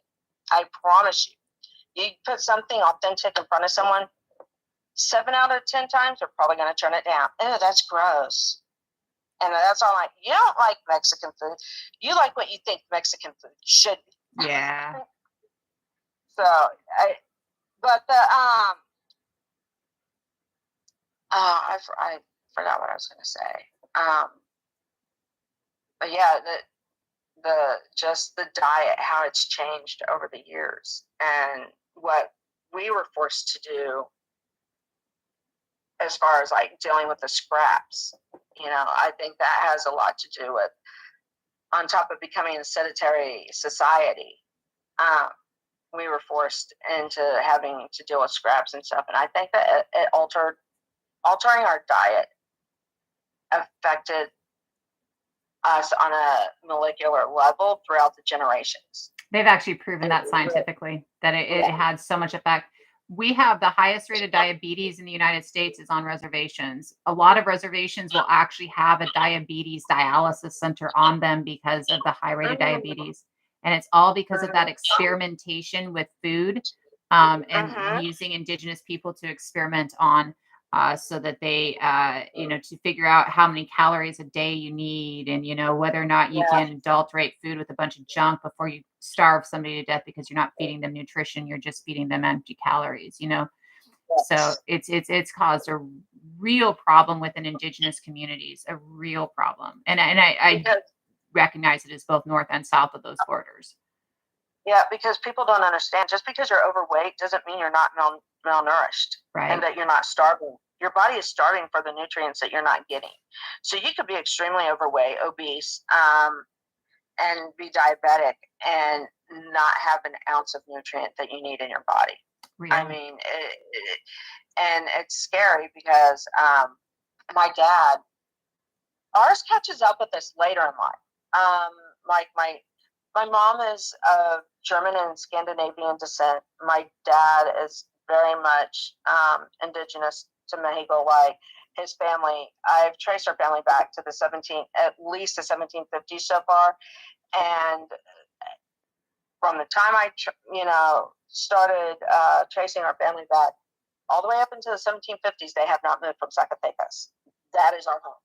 So, That's awesome. And if you look at pictures of my grandmother, all I have to do is, when people say, "Oh, you're not indigenous," no, I myself do not belong to a tribe or a nation or federally recognized anything.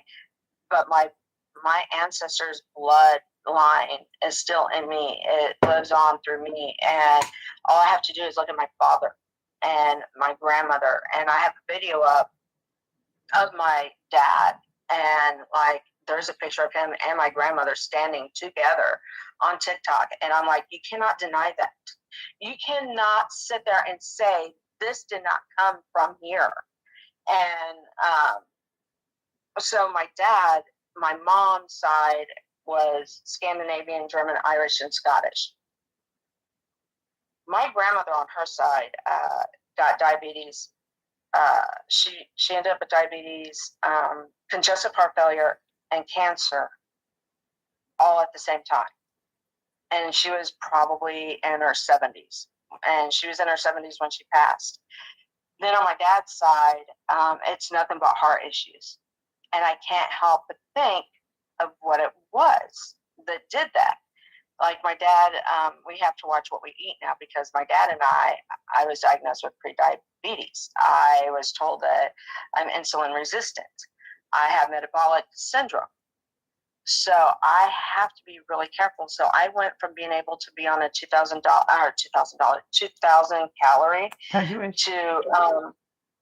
now I am on like between 700 calories a day, because I have to watch what I eat, and because I have cut out everything that has been processed and preservatives.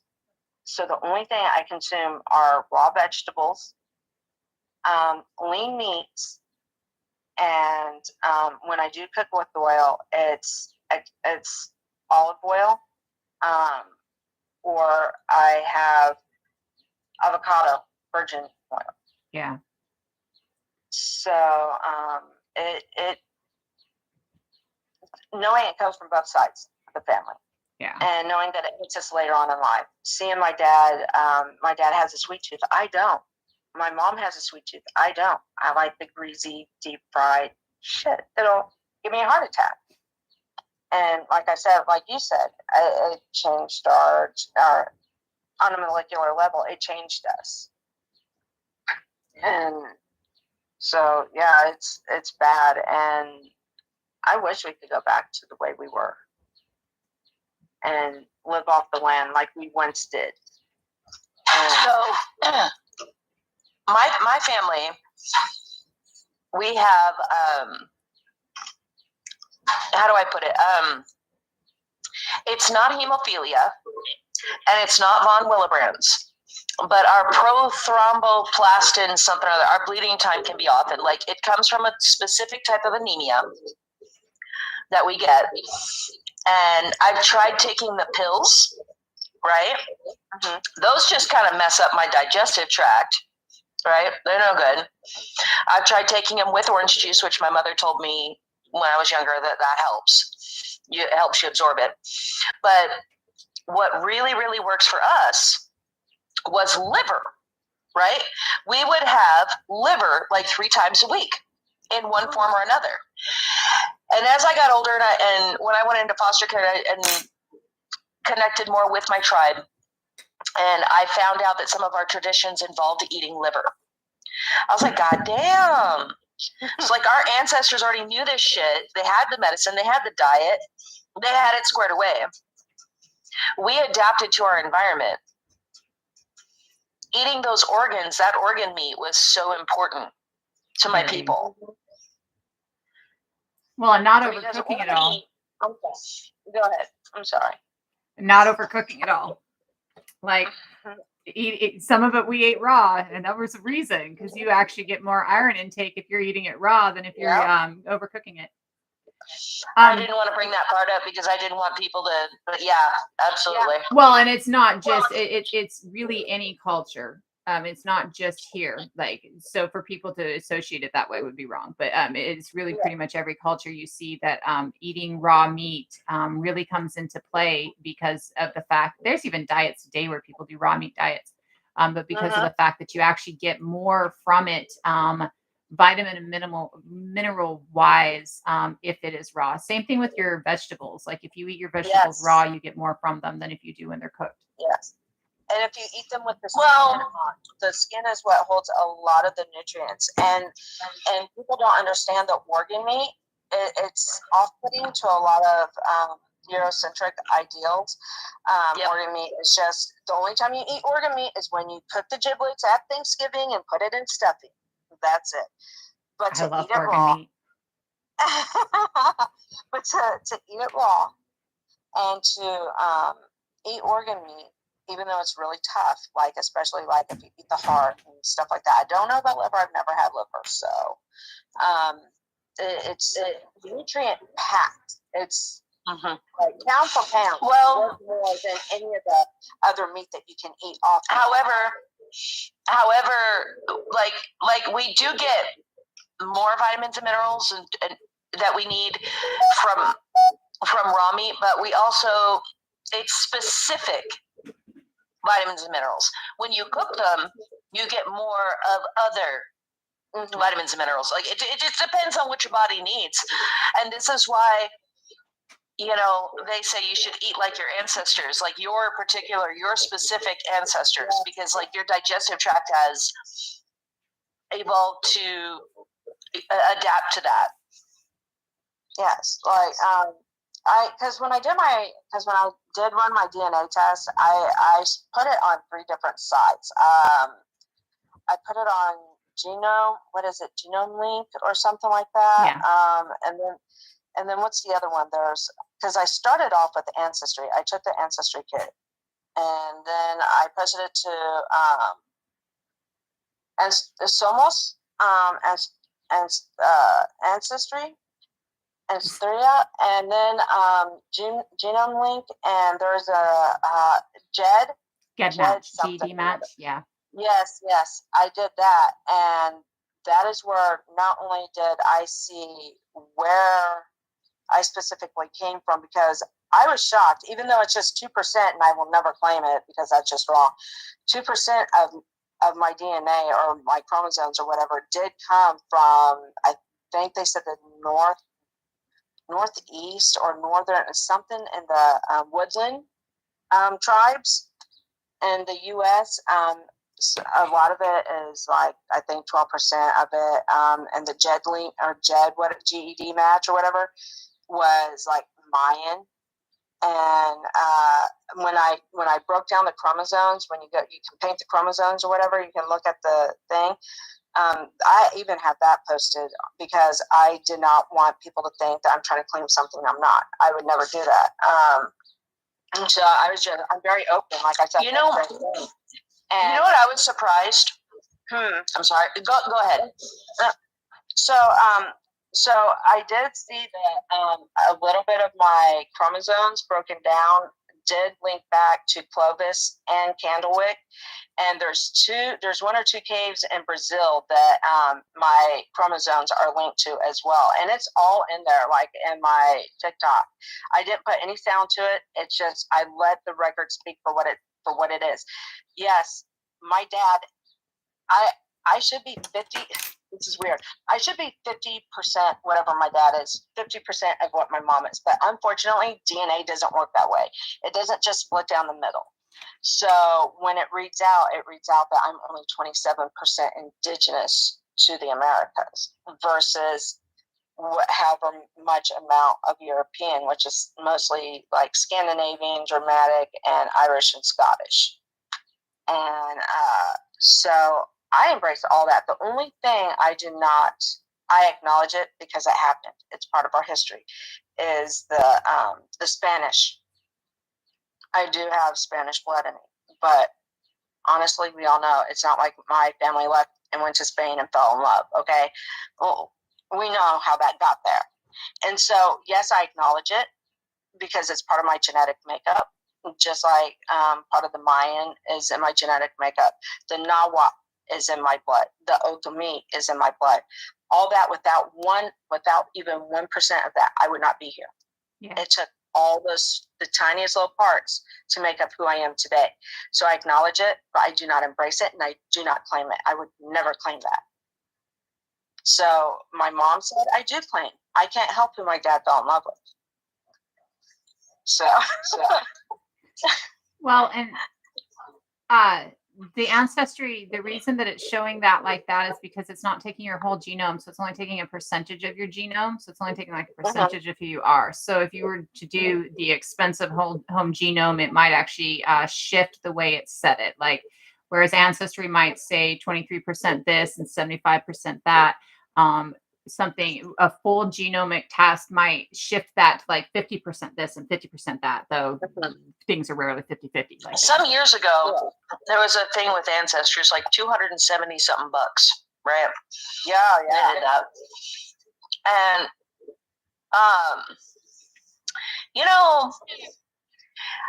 here's the deal. I get why a South American indigenous person would say they don't want to claim their European side. But here's the deal. I have one grandfather who is not indigenous. He was a German Jew. I do claim him because he did have a relationship with my grandmother, and it was not like a disproportionate, although they fought a lot, but it was not, I claim him because that was a legit relationship. Yes. Okay. That's legit. You claim what you're gonna claim, how you gonna claim, it's your business. Yeah. But yeah, mine came back with more indigenous DNA than what I know that I have. I know for a fact that my grandfather is not indigenous. One of my grandparents is definitely not. He came here from Germany during the Holocaust. I know he's not Native American. I know this.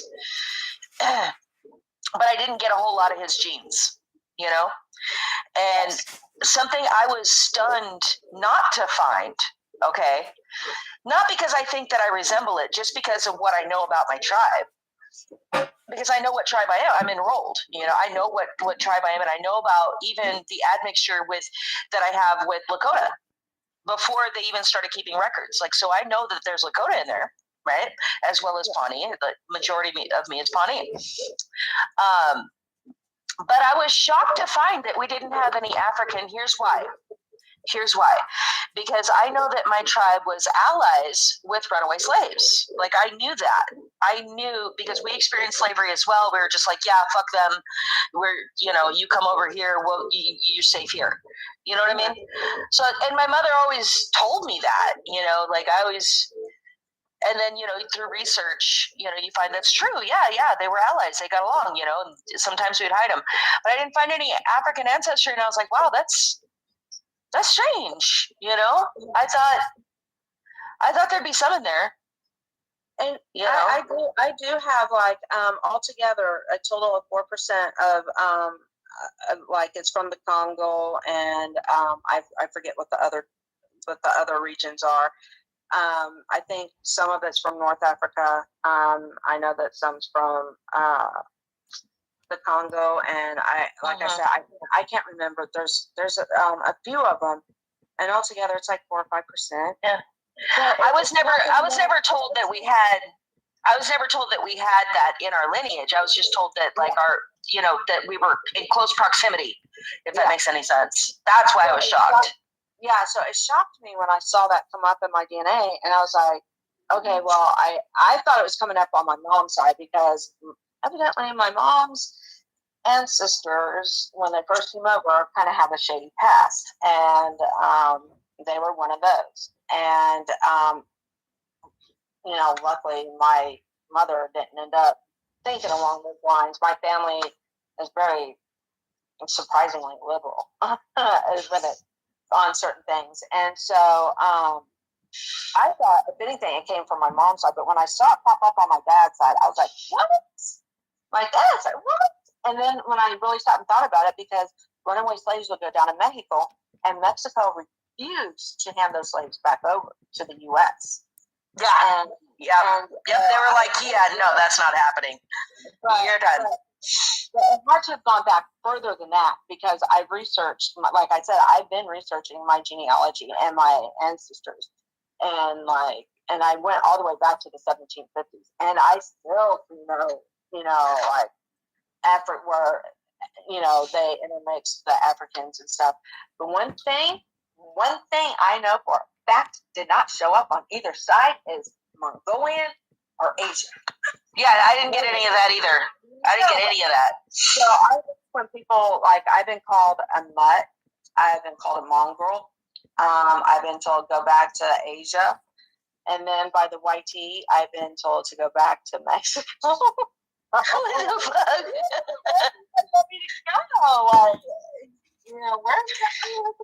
There's a guy who did a TikTok. This indigenous guy, he did a TikTok. He's a comedian or something, and he said, yeah, this guy told me to go home to my country, right? So I camped in his backyard, and he didn't like that. That's epic. Like, he invited me, shit. He said, go back home. This is home, boo. Yeah, what the fuck? When he said, so he put his chair in the guy's backyard or something? No, I don't know. He said he was camped in his backyard. I don't know. I think that just seems to be the universal response. So he went camping in his backyard. He goes, go back where you came from. So he goes, I went and camped in his backyard. Shit, he told me to. Damn. Yeah, he told me to. Oh my god, yeah. I don't know. It's it is what it is, and we just need to deal with this, because I hate to look. I haven't looked today, but my work day is finally over. That call I got, the car sold. Oh, nice. Woo-hoo! Yay. I know. They called me to tell me that they got money for me, so that's yay. Yeah. I'm happy my ad worked. What I'm going to do is I'm going to pull up my other device here, and I'm going to see if we've heard anything on ICWA. Okay. Oh, I looked this We'll morning. find out together. Oh, shit. I looked this morning, and it was said 12 hours ago this morning, and it was just an article on it. It was no breaking news. And it said, reporters are trying to, we'll update when able to talk to more tribal people about it or whatever. So it was more of an opinion piece or more of a recap than it was anything. It wasn't even any breaking news. So it's still up in the air, evidently. And to be honest, I'm scared. I like my core. I am shaken to the core. All because two people thought their privilege was greater than the need of the children. If they truly love those children. Oh, it's nasty. Did you read what they said was their reasoning? For they claim from what I read, they said it was racist and it was unconstitutional because No. They said that they are better capable of rearing this child because they are evangelical Christians and have more resources. Yeah, no. So how long has this been going on? This has been going on since they got here. Since since like 1492, somewhere in there. Yeah, it's just recycled bullshit. They just keep going and going with this rhetoric and that they're better because of what they believe in. No one can do it as good as them, according to them. And it pisses me off to no one. We're not done digging up the bodies. We're not done digging up the damn bodies. What the fuck? And you want to already start this shit up again. Like, you guys haven't even recovered all the children yet. And you guys won't recover all the children because some of them were disposed of in different ways. Luna, I understand you. And I want people to stop and look at that for a minute. Okay. It's real. What Luna said, as somebody who's trying to conceive, she said that she's, this is why she's not enrolled. And a lot of people say, oh, if you're not enrolled, then you don't count. Let me explain something to you. Look at that comment, though. Look at that comment. She's indigenous. Okay. Look at that comment. That doesn't mean she didn't say, I don't love my people. She didn't say, I don't live our ways. She didn't say, I'm not indigenous. She didn't say that. She said she doesn't want the government to fuck with her kid. Yeah. That's what she said. Am I right? Call me out if I'm wrong, Luna. I mean, that's my grandmother's parents ran with her, and they unalived her parents and dragged her and her twin sisters down to Oklahoma. Yeah. Okay. When my grandmother had kids, she knew how to work a printing press. She did her best to duplicate and falsify records to hide her children. She had 7 daughters, and she kept them from the schools. Now, were there still remaining records of her being a tribal member? Yes, that's how I got enrolled. We were able to trace that back. But she did try to duplicate, and she did all kinds of illegal shit. But she taught my mother how to do it. She taught my mother how to go to a gravestone and then look up people's paperwork and to use other people's identity to hide her children, right? These are sad traditions that we had to create. I'm not saying traditions. How do I put it? Safety, safeguards, new skills. What do we call that? Survival? Resilience. Do we have to go back to that? No. Look at Luna's literally like, I don't want to get enrolled. So, because she doesn't want to be enrolled, not because she doesn't love her people, not because she's not connected, but because she wants to protect her child. That's real. And for those of you who say, oh, well, if they're not enrolled, then screw them. Screw you. That's not okay. And there's something that I wanna address real quick about that. Is she is ensuring that her children will be able to keep hold of the traditions that they have, and their culture, and their heritage, and their beliefs, and their spiritual beliefs, and their ideologies. She is sacrificing being acknowledged officially for the survival of the people. And it takes me back to, because like I said in the beginning, I don't have a tribe. I don't belong to a nation. I have nothing. I'm pretty much orphaned. And it's because down in Mexico, when the Spaniards came over, the tribes were either extinct, they were assimilated by force or through survivance to make sure that they survived, or they were absorbed into other tribes. our people did what they had to do. They sacrificed, and they could have taken the easy way, and they didn't. They sacrificed what was near and dear to them to ensure that their future would exist in years to come. If my ancestors, however they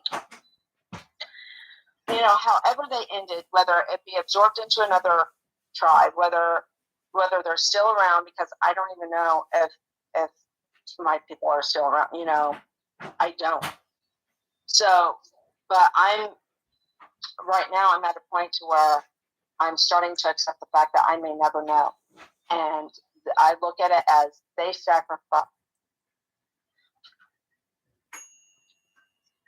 their identity and everything they've ever known to ensure that their future lived on. Their blood nourished the ground these were planted in, and we were those seeds. And we are still here today because of that sacrifice.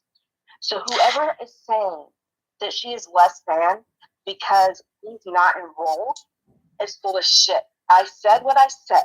She is sacrificing. She's making a huge sacrifice to ensure that the traditions of the people and her children can carry those on. Here's the thing: they could say paper. Technology is getting good. Okay, we're getting better and better every day with the DNA, with the tracing of the people, the peopling and whatnot. And some records are gone forever; they're gone. But you know what's not gone? The epigenetic footprint of our ancestors. It's there. Every war they fought, every battle they fought, every meal they ate, every step they took, every new land they crossed, everything is there. It's written in your blood. There are echoes of, I have a sister who's very disconnected. She was raised by her father, and she doesn't have the same father as me. And he did not raise her in our traditional ways, but there are still echoes from the things that she does, to the things that she says, to the gut feeling that she gets in certain circumstances that are definitely indigenous. And whether or not she chooses to be indigenous, she is. Yeah. You can't choose to stop being something that you are. Not even close. You can deny it, but you can't stop being it. And there's times where my grandmother was like this too. She would just get a gut feeling, and you couldn't move her. Like if whatever that feeling was, you cannot sway her from that feeling. And I've noticed that anytime I've gone against the feelings that I get, I mean, they are gut feelings. It's almost like a sick feeling in my stomach. And once I get one of those feelings, I refuse to carry on with the path that I was on. I will avert. I will go another way. I will take another direction. I will not continue down that path that I was on. Because we anytime match that, it's got me so much trouble. We match with this land like a puzzle piece. Because we adapted to this land when we got here. Our languages speak of this land. Our understanding of the animals and the plants speak of at least 30,000 years of knowledge, and then adopted, that 130,000 years of knowledge from the species that we enfolded within us. That's a big part of indigeneity, is when everything about you sinks into an understanding of the biome, and you become a part of the biome. Your language, your habits, everything you do is an interaction with the world that you live in. And it's absolutely, we have groups here in the Turtle Island, a group here in the Turtle Islands who must eat more meat than other groups because of the way they adapted to their space, because they had more meat coming in than vegetation coming in. So they absolutely have to eat meat. It will actually make them sick to not have animal proteins, and they can't replace them with any other proteins. And this is that adaptation into space. That's what happened to all of us when we moved into space. We are uniquely adapted for here. There are people that are uniquely adapted for other spaces. Again, this doesn't separate us as a species. It doesn't make races or anything like that. It's just this adaptation as we understand the world and the biome around us, and we sink in instead of controlling it, understand it, right? Yes. If they overturn ICWA, which they're circumventing it to begin with,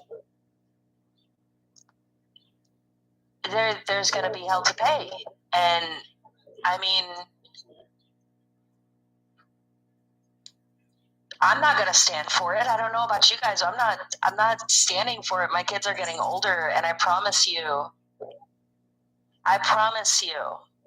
So, as someone that, as an outsider looking in, because I do take Native American issues to heart. Everything from the pipelines to clean water. I thought you were Indigenous. What do you mean outsider? Better nutrition, education. You what? Better health, all that. So someone from the outside looking in on this, because I'm not, I'm not Native American as you guys are. I'm not, like I said. What do you mean? Connected to anything. Well, hold up. Didn't we just explained that the connection? You may not belong to a tribe, but you are Indigenous. Does that? There's a difference, but that doesn't negate your indigeneity. For whatever reason you became disconnected. That's what I'm saying. Is it still within you? You're not an outsider. Well, I'm just saying, like, from the standpoint of, I'm not within the community. I'm not like tied into any specific community for the Northern Native Americans. I'm still a guest. I still don't really feel like I have the right to voice to speak out. I will speak out on something. You see what I'm saying? Like, you're not trying to speak over those who are connected, is what you're saying. Yeah. But you are still valid. Thank you. So someone, like I said, I still consider myself somewhat of an outsider looking in, knowing that how much I strongly believe in ICWA, and knowing how much I care about the MMIW, MMIP, all that, clean water, pipelines, all of it. It does concern me, and like I said, it shakes me to the core every time I see something happen. Knowing that I have no community near me, as far as like, I don't live anywhere, any reservations. I can't just go out and march and show my support because they're hundreds of miles away from me. And so I didn't know what I could do on the behalf of your community to show my support, other than boosting their TikToks. Anytime I see a video, I duet it, I repost it, I comment on it, I like it. Outside of that, what more can I do to amplify your voices and to give you a bigger platform to be heard on? Because I can't go out there and march with you guys. Physically, I can't do it. Mentally, I'm there every time. But physically, I cannot do it. I'm nowhere near it. So I can't march anymore. I can't frontline anymore. My disabilities prevent that.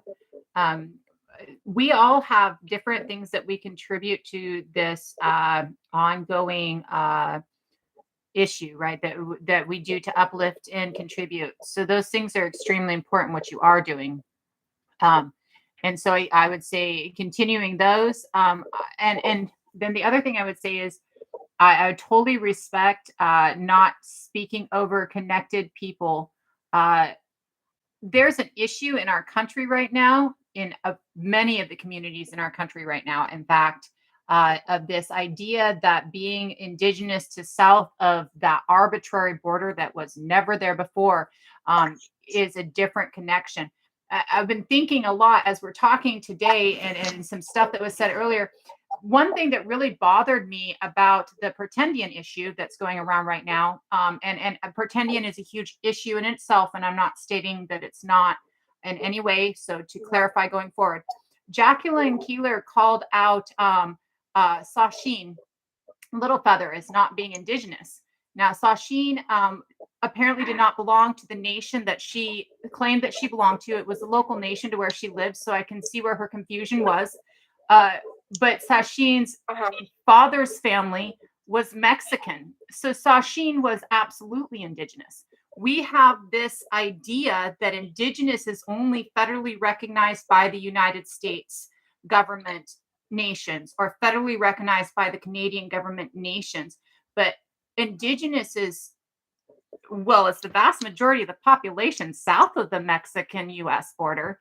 And it is, many other people that don't belong to specific recognized nations that can trace back to actual nations. There is so much of indigeneity here that we like to ignore. So Peace and Truth was talking the other day about, expanding ICWA to include South America and Mexican people because they're also indigenous peoples. And the expand or the demolish, and we've talked about this a few times, demolishing of that border or shifting the understanding of that border because it's preventing people from coming to traditional homelands, right? Crossing over to traditional homelands. So I think a lot of it also is well, I mean, stop and think for a second. Okay, so if there's an endangered bird, okay, and that bird sets up shop in your front yard, you can't touch it. But if an endangered person comes home, what do? What the fuck, man? Do we have to strap beaks on and wear Jesus? Well, not only that, but if you acknowledge that that the vast majority of people in Mexico are actually indigenous, and the vast majority of people that are Mexican here in the United States are actually indigenous, we're no longer like we're the majority of the population, right? We're no longer a small group. You can see that the indigenous to this continent are the majority of the people on this continent, right? So it cancels out the idea that we're extinct, right? Like, yeah, it cancels. Yeah, in school they'd be like, and the Indians or they always say the Indians, and I'd kind of poke my head up, like, what the fuck? What about us? What you mean Native Americans? Well, they used to,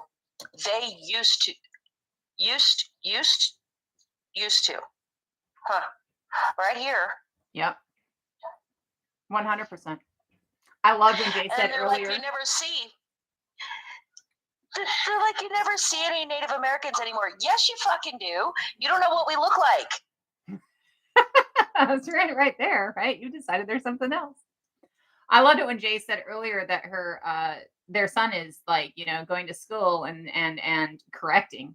I was 5 years old correcting on Columbus in kindergarten. No, that was a murderer and a genocidal person, and the Vikings were here before he was, and then the indigenous people are, just continuing that connection, the correction, continuing that we are indigenous, even if we are south of an imposed border. We, just continuing that understanding, I think, is also a big help, right? Because when we can see that we are the majority here, that fight changes. That fight has more weight. It does. It really does. And I mean, pretendians aside, because that's a whole issue, right? Oh, absolutely. And I wasn't trying to discount that. It's just the Sashin itself, You said, right? Yeah. You said, you added that caveat in there. That's a serious issue. But at the end of the day, if you have a lost son, okay, if you have a lost son, and he goes out and he comes back, and it's that you have to accept him and his friend, or neither. Fuck it, I guess I'm making an extra couple of plates at the dinner table. Goddamn, just come home. Yeah. I'm not saying we're going to accept it. We're not going to allow them into closed practices. But if they want to start being respectful, you know what I mean? Real. Shit, maybe we can teach you to be respectful. Maybe that's just positivity within me. I don't know. I just this is big. This is big. They're literally undoing ICWA. They're fucking undoing ICWA. Yeah. What the fuck? What if something ever happened, to a friend or a family member of mine who's Indigenous? They take their kid and separate them. They're gonna fuck with us. Yeah. It's not like they stopped ever. The whole argument is, think about this in the future. Okay, the whole argument is that the fact that they're evangelical Christian makes them better parents. Well, that's going to be used. Well, That will be able. That's case law. Someone was evangelical Christian, and that was decided that made them better parents. Well, it removes freedom They're of about to make religion that from the case child. law. They're setting a precedent, and it will be cited. 100. Well, and they think it's going to stop with the Indigenous versus evangelical Christian. I mean, there's no way it's stopping there. It's going to go through so many different layers, Now, if you are a pagan, now if you're Judaic, now if you're Islamic. Well, I mean, evangelical Christian, so obviously I know more, and so it's going to be safe. This child's going to be safer here, right? It removes religious freedom from that child.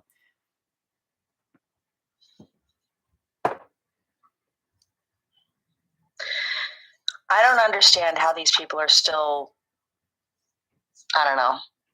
But they've been taking rights and taking rights and taking rights all the time, and nobody stops them. Like it's not new. That's just how they and people like to. Yeah, it's just wonked. Excuse me. Really, all it is how can I better my ideas? How can I push my thought processes through? So they took the little boy, and now they want to take the little sister. So that's why they're going to court, is because they want the sister. Yeah.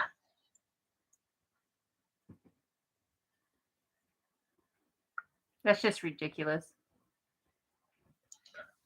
I've already traumatized one child, now I want to traumatize another.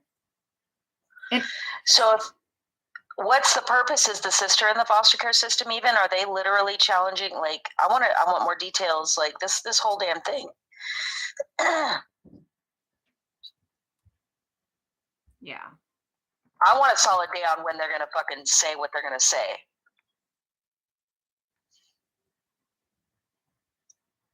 I need to go. I've got to eat. I have not eaten yet today, and it's like 5 o'clock. So I need to go and eat and take care of myself. I just saw me scarf down like 2 or 3 things, but I've got to actually make something and cook and put something decent in my I belly. have stuffed chicken in the oven, so.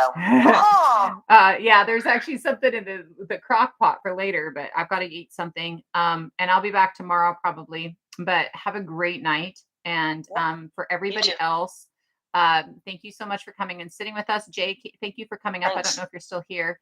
And we'll see you tomorrow. We'll see what we're discussing then.